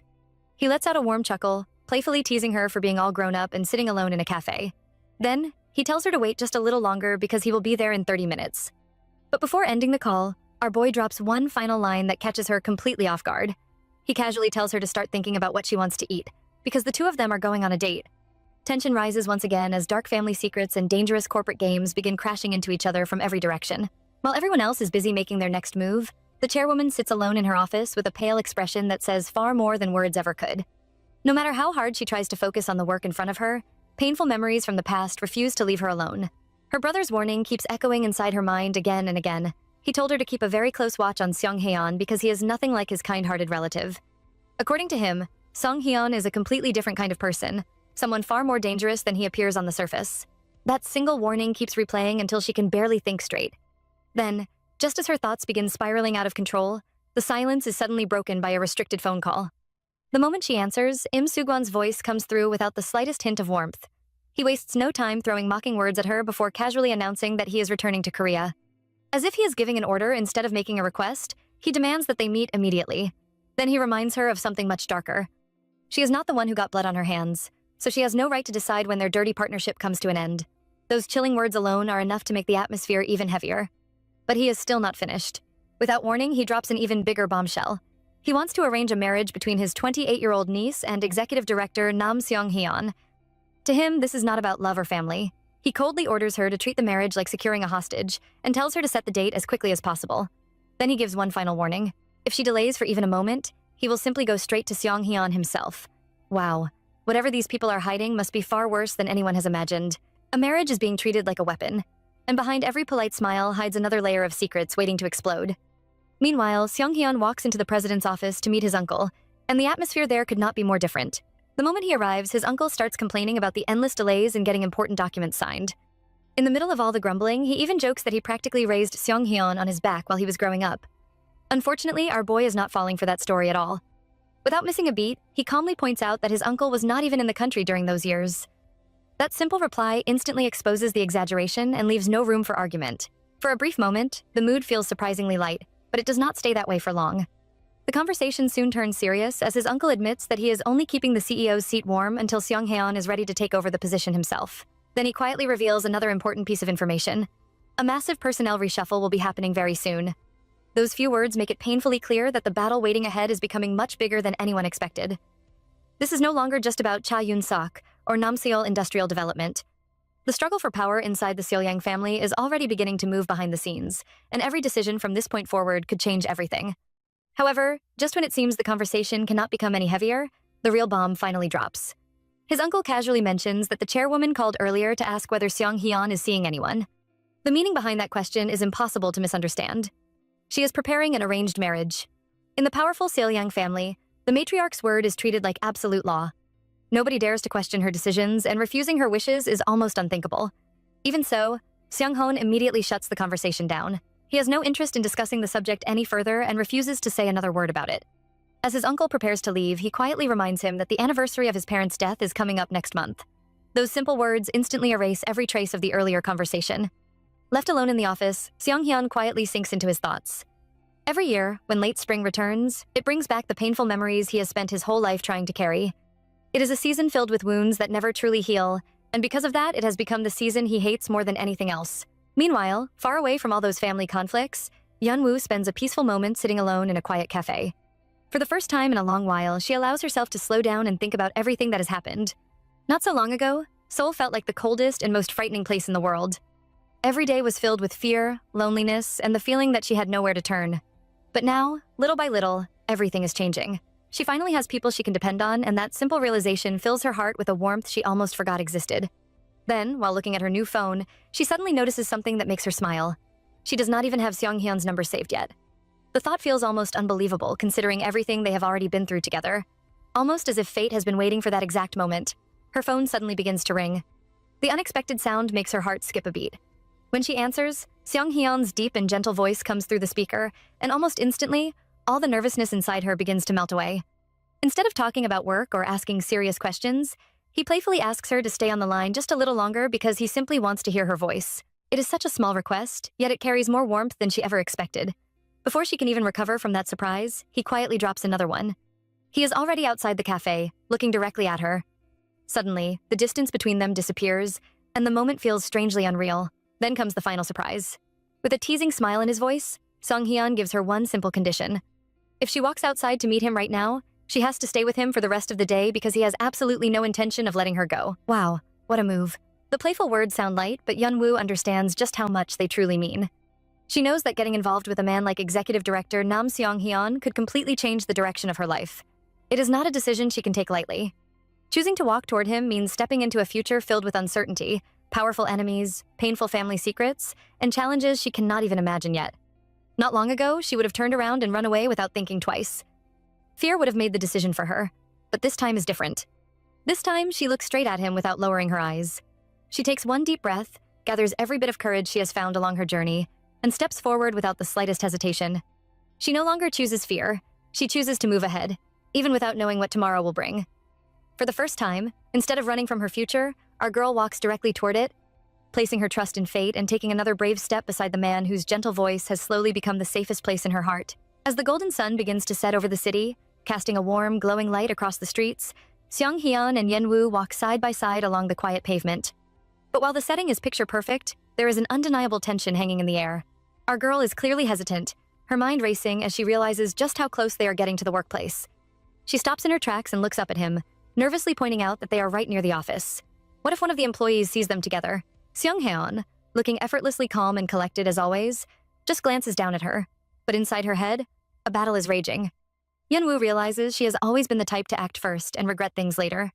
Yet, deep down, an instinct tells her that letting this man go right now would bring a sadness far deeper than any fear she holds. That subtle fear of losing him is the exact push her legs need to keep moving forward. Before long, they hop into his car, pulling away as the headlights cut through the evening gloom. Sitting side by side in the front seat, the atmosphere is quiet until he breaks the silence, casually asking what was running through her mind back at the cafe when she seemed so lost in thought. Shyly, she admits that she was thinking about him, which instantly brings a faint, satisfied smile to his face as he admits he's glad. Knowing they've traveled all this way, he suggests getting a bite to eat first and asks what she would like. Being her usual modest self, she mentions she isn't picky and will eat anything, but eventually confesses that Korean food is her favorite.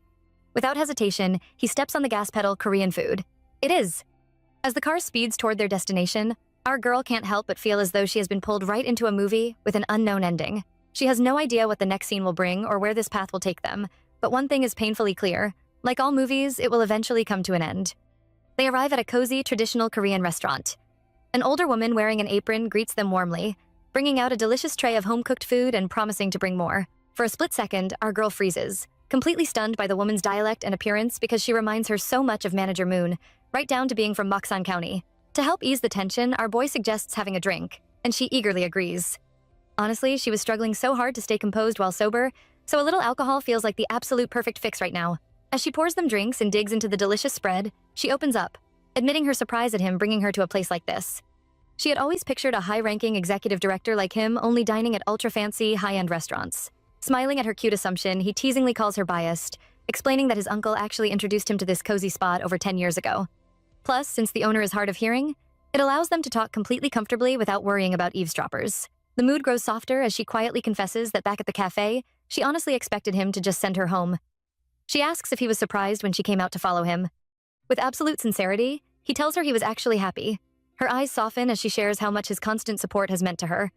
Every single time he backed her up, she felt a flicker of happiness, slowly leaning on him more than she even realized. But then, a burning question comes to the surface. She gathers her courage and asks why is he doing all of this for her? Anyone in her position would find his intense care and attention completely overwhelming and strange. He takes a slow breath, admitting that he has spent a lot of time searching for that answer himself. At first, he thought his eyes were simply drawn to her melancholic vibe, but when she suddenly begged to work at Domyoungjae, he couldn't help but wonder about her desperate reasons. Then, every time their paths crossed, he found himself wanting to know her name, her age, and everything about her. It even annoyed him to see how easily she smiled around Hyunwook while freezing up around him. He looked at her deeply, explaining that she had made him smile and made his heart ache. Maybe it was just a foolish male instinct to protect her, or maybe she was simply a place for him to pour his heart into. But to label it as just that wouldn't be true, because now, his entire day is completely consumed by her. It is impossible to explain in a single sentence. All he knows is that the more he learns about her, the more he wants to know. And rather than seeing her cry, he just wants to make her smile, because she looks so much prettier when she does. With a gentle smirk, he asks if that finally answers her question, before suggesting they step outside for some fresh air. Walking together under the cool night sky, the breeze blows softly around them. Our girl reflects on her life, realizing she has never been greedy for things she couldn't have, and she certainly never expected a person to become that something. But to have what you want standing right in front of you, while only being allowed to look, is absolute torture. Yet, surprisingly, reaching this point with him hasn't felt bad at all. In fact, she has enjoyed every second of it. Suddenly, he stops, turns to her, and asks if they should finally make a real decision about their relationship. Panic and doubt flicker in her eyes as she nervously fidgets, confessing that she just isn't confident about where this could go. But our boy steps up masterfully. He grabs her hand, leaning in close, and admits that he isn't confident either, which is exactly why he is going to try. He reminds her of the harsh reality waiting for them. His aunt is looking for a marriage prospect for him, and at Domyoungjae, his aunt's word is law. So for the sake of their ending, he tells her to either find some real courage or just be completely shameless and try something with him, because at the end of the day, he wants them to move in a good direction. The only way they'll ever know if they are true destiny or just a passing fling is if they take that leap together. His voice echoes in her heart like the sweet wind chimes of a mountain temple. They are standing in a heavy, fragile moment, a moment where no one can easily smile, and where they can't softly speak of love or sing. But looking into his eyes, she finds her answer. She promises to try, asking him to take good care of her. And just like that, right then and there, their real story officially begins. Behind closed doors, a fierce argument erupts, and the stakes could not be any higher. Out of nowhere, Lim Soo-gwan demands that his niece marry Seong-haeon. The room is filled with disbelief, and all he gets in return is a bitter laugh because the idea of Seong Hyun marrying into that family sounds completely ridiculous. But the conversation takes a shocking turn. Executive Director Nam has to get married sooner or later anyway, so this unexpected proposal might actually solve a problem.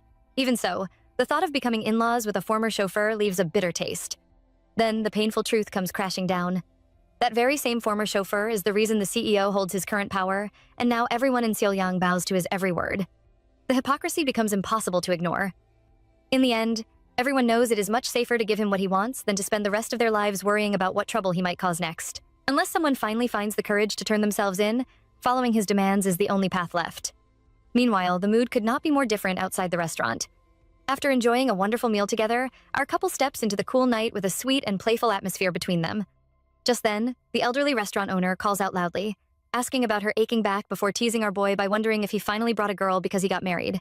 Seong Hyun can only smirk as he calmly explains that he is not married yet. Satisfied with the answer, the owner warmly wishes them happiness before they head off. Outside, under the glowing nightlights, Yeonwoo is feeling a little tipsy and struggles to keep her balance, naturally leaning against him as they walk. Without hesitation, Seong Hyun gently supports her, then playfully tells her to wake up because it is time to come with him. With a teasing smile, he gives her two choices, his place or a hotel. Our girl immediately panics, her face turning bright red as she hurriedly explains that she really has to go home today. Seong Hyun cannot resist teasing her and asks if that means they are going to her place instead. She frantically waves both hands, quickly shutting that idea down. Her apartment has been left in a complete mess ever since she moved to Moksan, and she has to visit the real estate agency first thing tomorrow morning to put it up for rent. Hearing that, our boy lets out a dramatic sigh and jokingly complains that his girlfriend is already going back on her word on the very first day of dating. Poor Yeonwoo falls right into the trap, apologizing over and over until he finally chuckles and lets her off the hook, admitting that at least her excuse is a creative one. When he offers to drive her home, she shyly insists that a taxi will be enough. That only gives him another chance to tease her, asking whether she is trying to push him away or pull him closer because, honestly, she is driving him crazy. Even so, he smiles and lets it go, deciding to be generous since it is officially their first day together. As they stand side by side waiting for her taxi, the playful mood slowly becomes warm and heartfelt. He quietly asks if she will really be okay on her own, admitting that he feels like he should stand guard because he is the one who cannot bring himself to let her go. Yeonwoo gently reassures him that she has gotten much stronger and that she needs to overcome this fear by herself because she is not a child anymore. Hearing that, he smiles warmly and reminds her that because she is not a child, she should stop making him worry so much. She promises that the moment she gets scared, she will call him immediately. Just then, her phone chimes to announce that the taxi has arrived.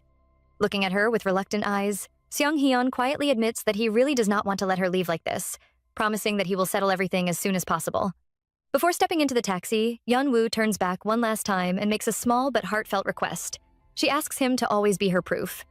The proof that Ji Yeonwoo is doing well, overcoming her painful past by his side, and finally living a happy life. Hearing those words, he softly promises that he will become exactly that proof for her. And just like that, on the very first day of their relationship, something deep, overwhelming, and hopelessly toxic quietly takes root in Nam Seong Hyun's heart forever. Our girl Yeonwoo slowly types the passcode to her apartment, carefully entering the standard numbers exactly as she was told. The door unlocks, and she quietly steps inside.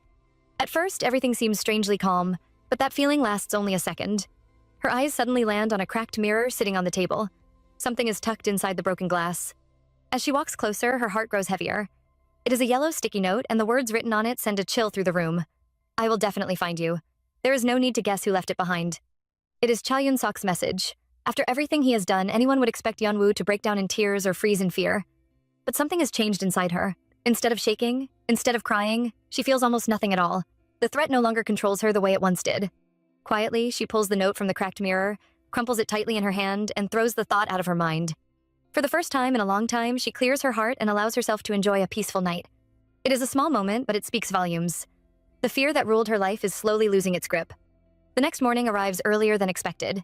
Because the executive director suddenly has an important meeting, Yeonwoo leaves for Moksan-gun on her own. As the intercity bus rolls down the highway, the television inside begins broadcasting breaking news. Suddenly, a familiar story appears on the screen. A construction company executive has officially been arrested for home invasion and repeated stalking. That executive is none other than Cha Yun-sok. Thanks to the hidden CCTV footage he secretly installed, the truth finally comes out. Yeonwoo had already handed every piece of evidence over to Seolyang Group's lawyer, making sure the authorities had everything they needed. At last, the man who turned her life into a nightmare is locked behind bars. Of course, years of fear and pain cannot disappear overnight. The wounds inside her heart are still there. But there is one huge difference now. She is no longer running away to hide from the world. She is not escaping because she is afraid. She is returning to Muksungun simply because she wants to be there. That simple choice shows just how much she has grown. As soon as she arrives, her steps naturally become lighter. The familiar roads no longer remind her of running away. Instead, they lead her back to the place where she finally found kindness. Before long, she reaches Domyeongjae, where her elderly coworkers warmly welcome her back. Their smiles instantly brighten the atmosphere, making the place feel like home once again. Yeonwoo happily hands out the gifts she brought from Seoul, giving each of them cosmetics she carefully picked out herself. The workshop quickly fills with laughter as everyone excitedly jokes that they will look 10 years younger after using them. Even after everything she has gone through, these simple conversations bring comfort to her heart. It is the kind of warmth she once believed she would never experience again. Naturally, everyone wants to know how her trip to Seoul went. Yeonwoo gently reassures them that everything went well. She also tells them she visited her mother in the hospital, but she deliberately left out everything that happened with Cha Yoon-suk. There was no reason to burden her mother with all the recent pain and danger. Some worries are better carried alone, especially when the people you love have already suffered enough. Rather than dwell on everything that happened, she chooses to look ahead. With a calm smile, she promises everyone that she is ready to throw herself completely back into work. It is more than just returning to her job. It is another step toward rebuilding her life, one peaceful day at a time. Looking at her now, it is hard to believe this is the same woman who once lived every day trapped by fear. The threatening note in her apartment, the news of Cha Yoon-suk's arrest, and the warm welcome waiting for her in Muksungun all become powerful reminders of how far she has come. Her journey is far from over, and the pain in her heart has not completely disappeared. But little by little, she is learning something she never thought was possible. She is learning how to live without constantly looking over her shoulder. She is learning how to smile again. And most importantly, she is finally beginning to choose her future instead of letting her past decide it for her. Later that evening, our girl Yeonwoo begins her night duty at the main facility, expecting nothing more than another quiet shift. However, her phone suddenly rings, and on the other end is the director himself. He has already rushed back from Seoul much earlier than planned, for one reason only to see her. He gently asks her to come over to Yunseondong by herself and bring a cup of warm tea. Naturally, she prepares a pot of chrysanthemum tea and quietly makes her way there, wondering why he called her so suddenly.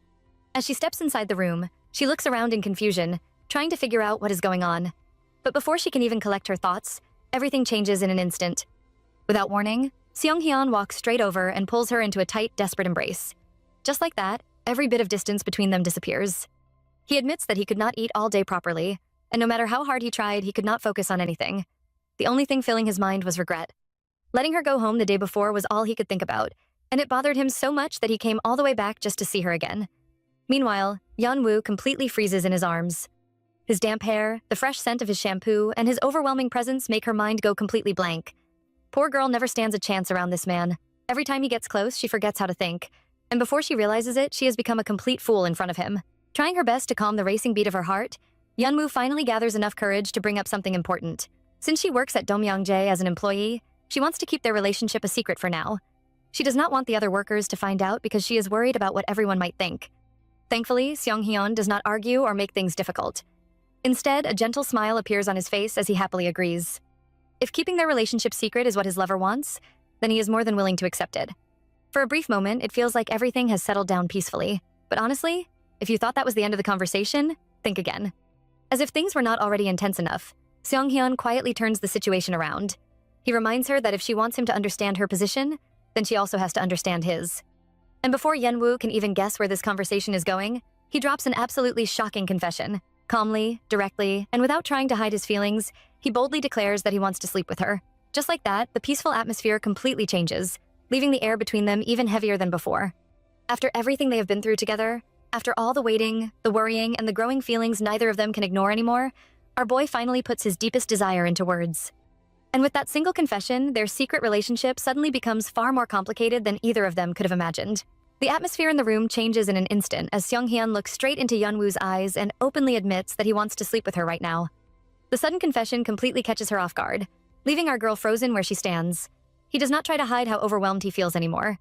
Calmly, but honestly, he admits that he is no longer in a state where he can stay patient or keep putting her feelings ahead of his own. His emotions have reached their limit. Slowly, he brushes a few strands of hair away from her face and softly calls her by name before letting out a quiet complaint. She never once told him that she missed him, and she did not even make a single phone call. Hearing that, Yeonwoo's expression immediately softens. She shyly admits that she truly did miss him every single day. The only reason she stayed quiet was that she believed he was far too busy with work, and she did not want to become another burden on his shoulders.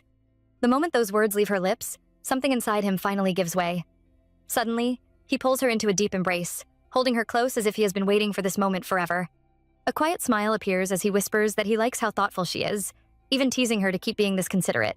But by now, both of them are completely swept away by everything they have been trying to hold back. Their feelings continue to grow stronger until they can no longer ignore them.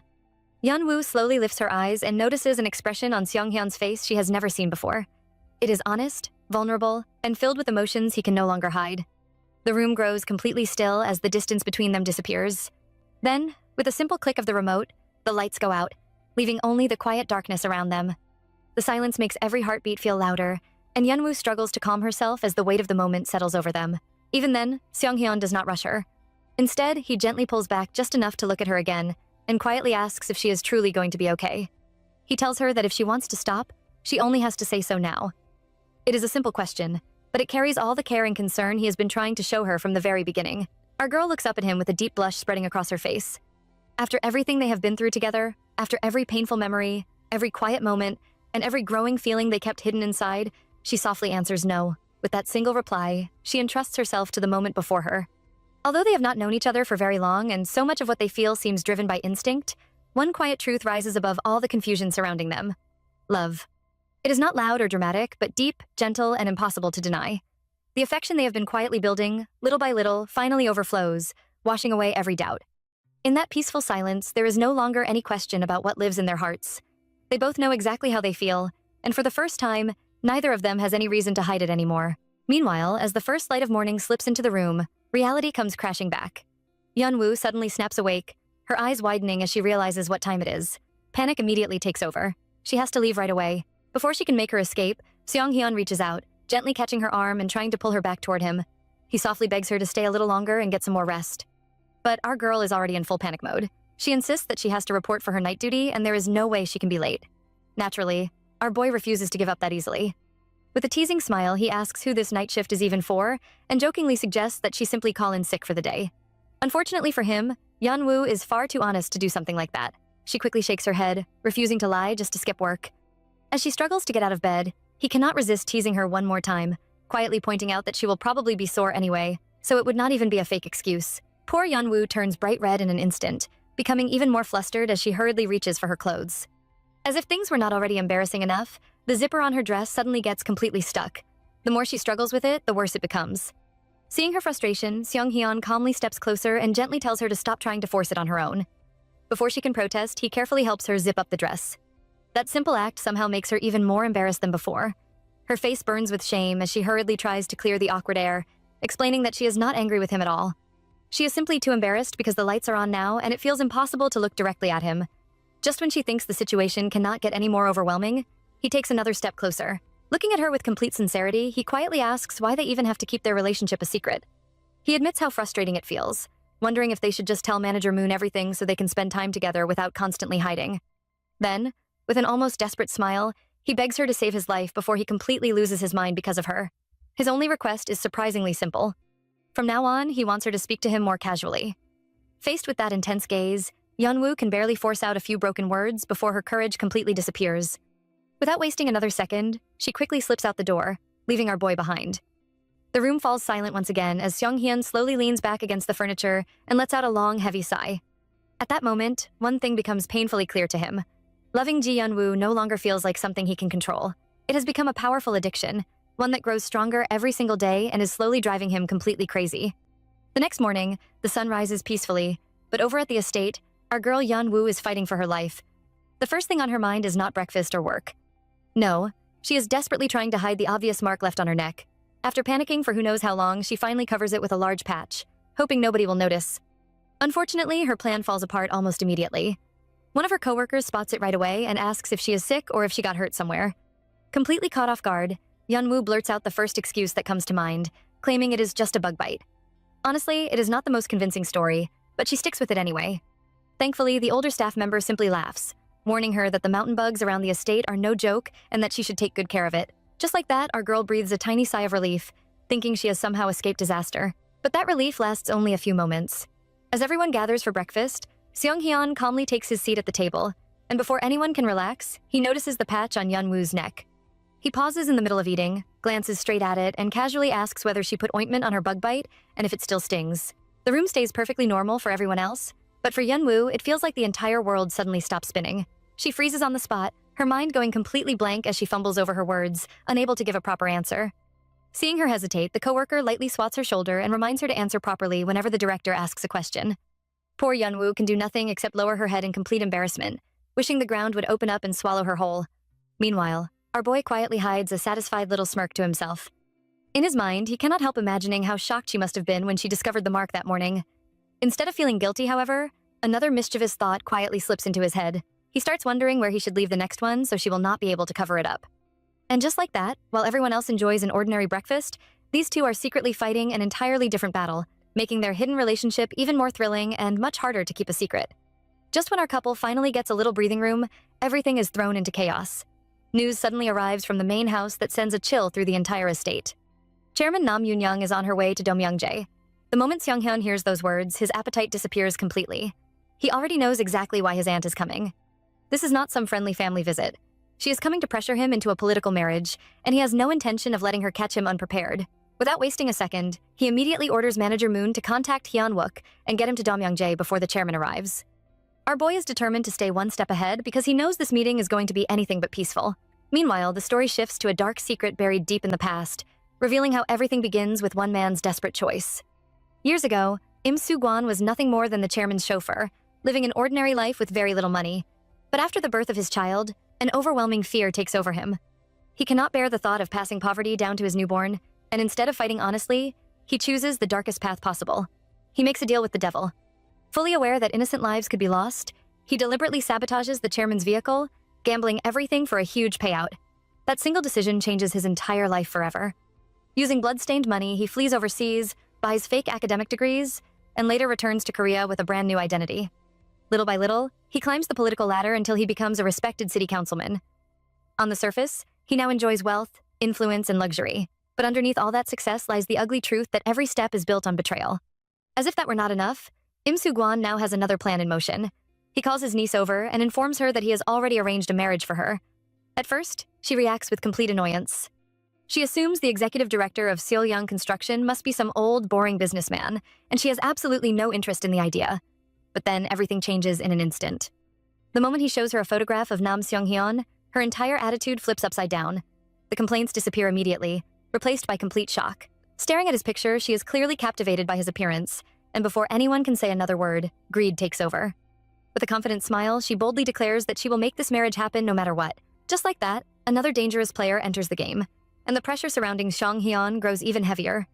While he is busy protecting the woman he truly loves, powerful people are already moving pieces behind the scenes, treating his future like nothing more than a political bargain.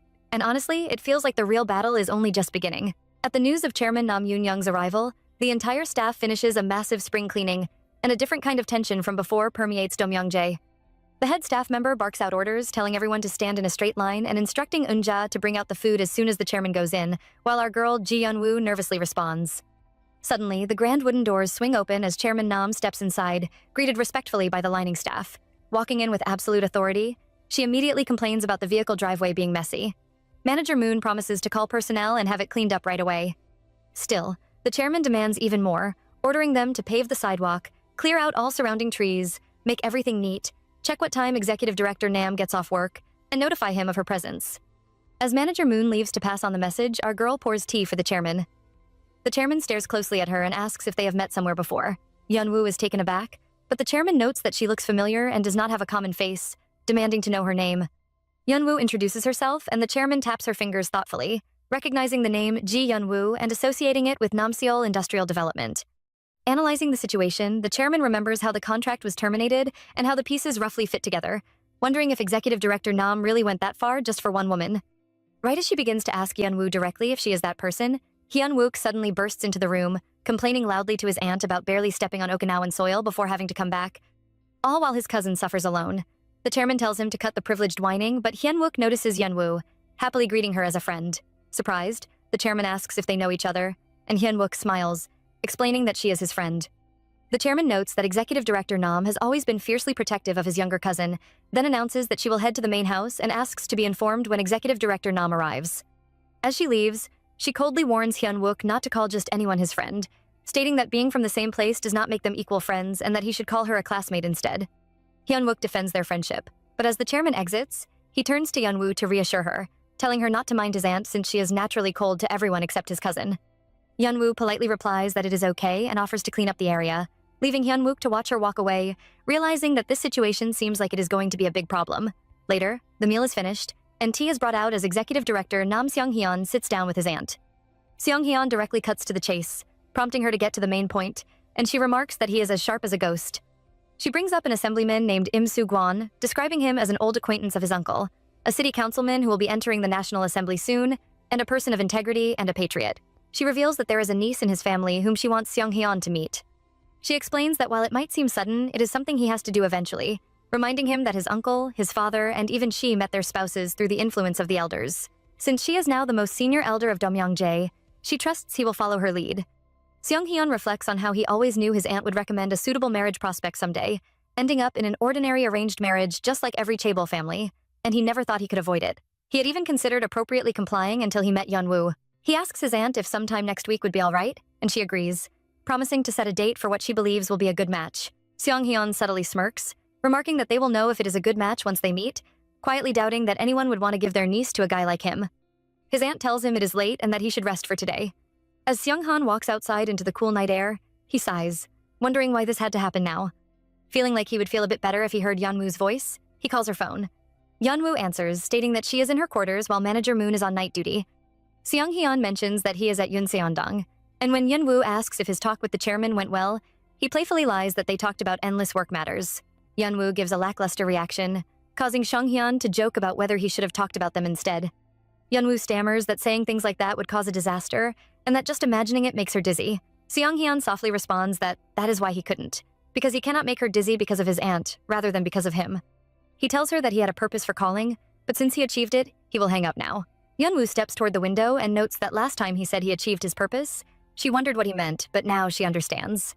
She asks if his saying he just called means he is currently standing right in front of her dorms. Seong-hyun pauses in place, pleasantly surprised, as Yeonwoo teases him for being quite good at lying.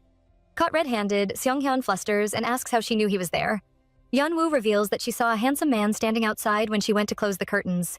Seong-hyun chuckles, asking if she wasn't surprised that the handsome man was her boyfriend, but Yeonwoo jokes that she was only surprised because he was lying so shamelessly. Seong-hyun laughs it off, telling her to go on and rest since it is late, admitting that since she is watching him, he will have to exit without being able to lie. Yeonwoo gently asks if he has anything else to say, but Seong-hyun repeats that he didn't have anything to say, only a purpose, and since he achieved his purpose, he will hang up. Looking down at him from her window, Yeonwoo knows that doing what was promised was like a promise from the beginning of time that not even God can help. Standing under the night sky, Seong-hyun gazes back, bound by a love as natural and inevitable as the earth revolving around the sun, as spring sunlight melting the ice, and as a ripe fruit falling to the soil. In a high-class dining room, a wealthy, ambitious woman arrives to meet the chairman alone, explaining that her husband is away on a business trip and that it is not a major meeting anyway. She introduces herself as Kang Ro-hee, and the chairman greets her, complimenting her good looks. As they sit down to dine, the conversation turns to politics and business. The chairman mentions last year's national audit, complaining about how unfair it was to target a company that brings so much prestige to the nation, and casually drops that he even spoke up about it in Yeouido. Ro-hee flatters him, apologizing on their behalf and acknowledging his hard work. Suddenly, the chairman receives an urgent restricted phone call and excuses himself, leaving Ro-hee alone at the table. Seeing her chance, Ro-hee drops the polite act, takes a sip of her wine, and gets straight to business when he returns, asking if she should speak to him comfortably now. She asks if she needs to prepare anything before meeting Executive Director Nam Seong-hyun, like learning his ideal type or finding out what topics to avoid. The chairman scoffs at her boldness, pointing out how shameless she is, taking after her mother's side and willing to do whatever it takes. He asks if she gets hurt easily, but when she calmly answers no, he chuckles, satisfied that she has exactly what it takes. Meanwhile, in the kitchens of Domyongjae, tensions erupt as two older women get into a fiery argument. One worker screams at the other, asking if she forgot her meds and why she's taking her anger out on everyone after being asked about getting off work. Screaming about money and her daughter, the stressed worker snaps, cursing out Domyongjae and threatening to watch closely as everyone gets ruined. Nearby, our girl Ji Yeonwoo is quietly signing off on the supplies list when two staff members start gossiping. They talk about how harsh the chairman is toward young master Hyun-wook, but note that director Nam Seong-hyun is actually the one who deserves pity. Raised by the chairman as the pillar of Seolyang and the eldest son of Domyongjae, he carries a massive weight on his shoulders. Yeonwoo listens silently as they reveal a heartbreaking detail. Seong-hyun lost both of his parents on the exact same day, at the exact same time when he was young. Hearing this pierces Yeonwoo's heart deeply. Remembering how she saw him pacing outside the dorms the night before, she realizes that despite his strong, cold exterior, he is filled with an unbearable emptiness. Later that evening, Yeonwoo meets Seong-hyun outside, explaining that Manager Moon went inside because she was exhausted after her night shift. Seong-hyun, knowing Manager Moon's work ethic, points out that she isn't the type to just leave because she's tired, teasing Yeonwoo for building so much trust with her. As they walk side by side down the stone pathway, Seong-hyun notices Yeonwoo silently staring at him and mentions how scary it is when she looks at him like that without saying a word, since he can't tell what she's thinking. Yeonwoo admits she was wondering if he was in the middle of achieving his purpose, to which he playfully agrees. Suddenly, Seong-hyun reaches out and gently grabs her hand. He looks at her softly and says that the path to Yunseondang looks a bit far and dark, so he needs Yeonwoo to guide the way. Smiling warmly, our girl tells him to follow her closely since it's so dark out. But right as they reach their destination and Yeonwoo turns to tell him they've arrived, Seong-hyun suddenly pulls her in, pressing her against the wall. Before she can even react to the sudden movement, he gently places his hand on her cheek, looks into her eyes, and kisses her deeply. As the intense atmosphere settles, a flushed Yeonwoo tries to process what just happened, but Seong-hyun isn't stopping there. He leans back in, informing her that Manager Moon won't be at her post tomorrow because something came up, whispering into her ear to spend the night with him before she goes. Enjoying this so far? Comment Yeonwoo below for part 3. Until next time, ciao.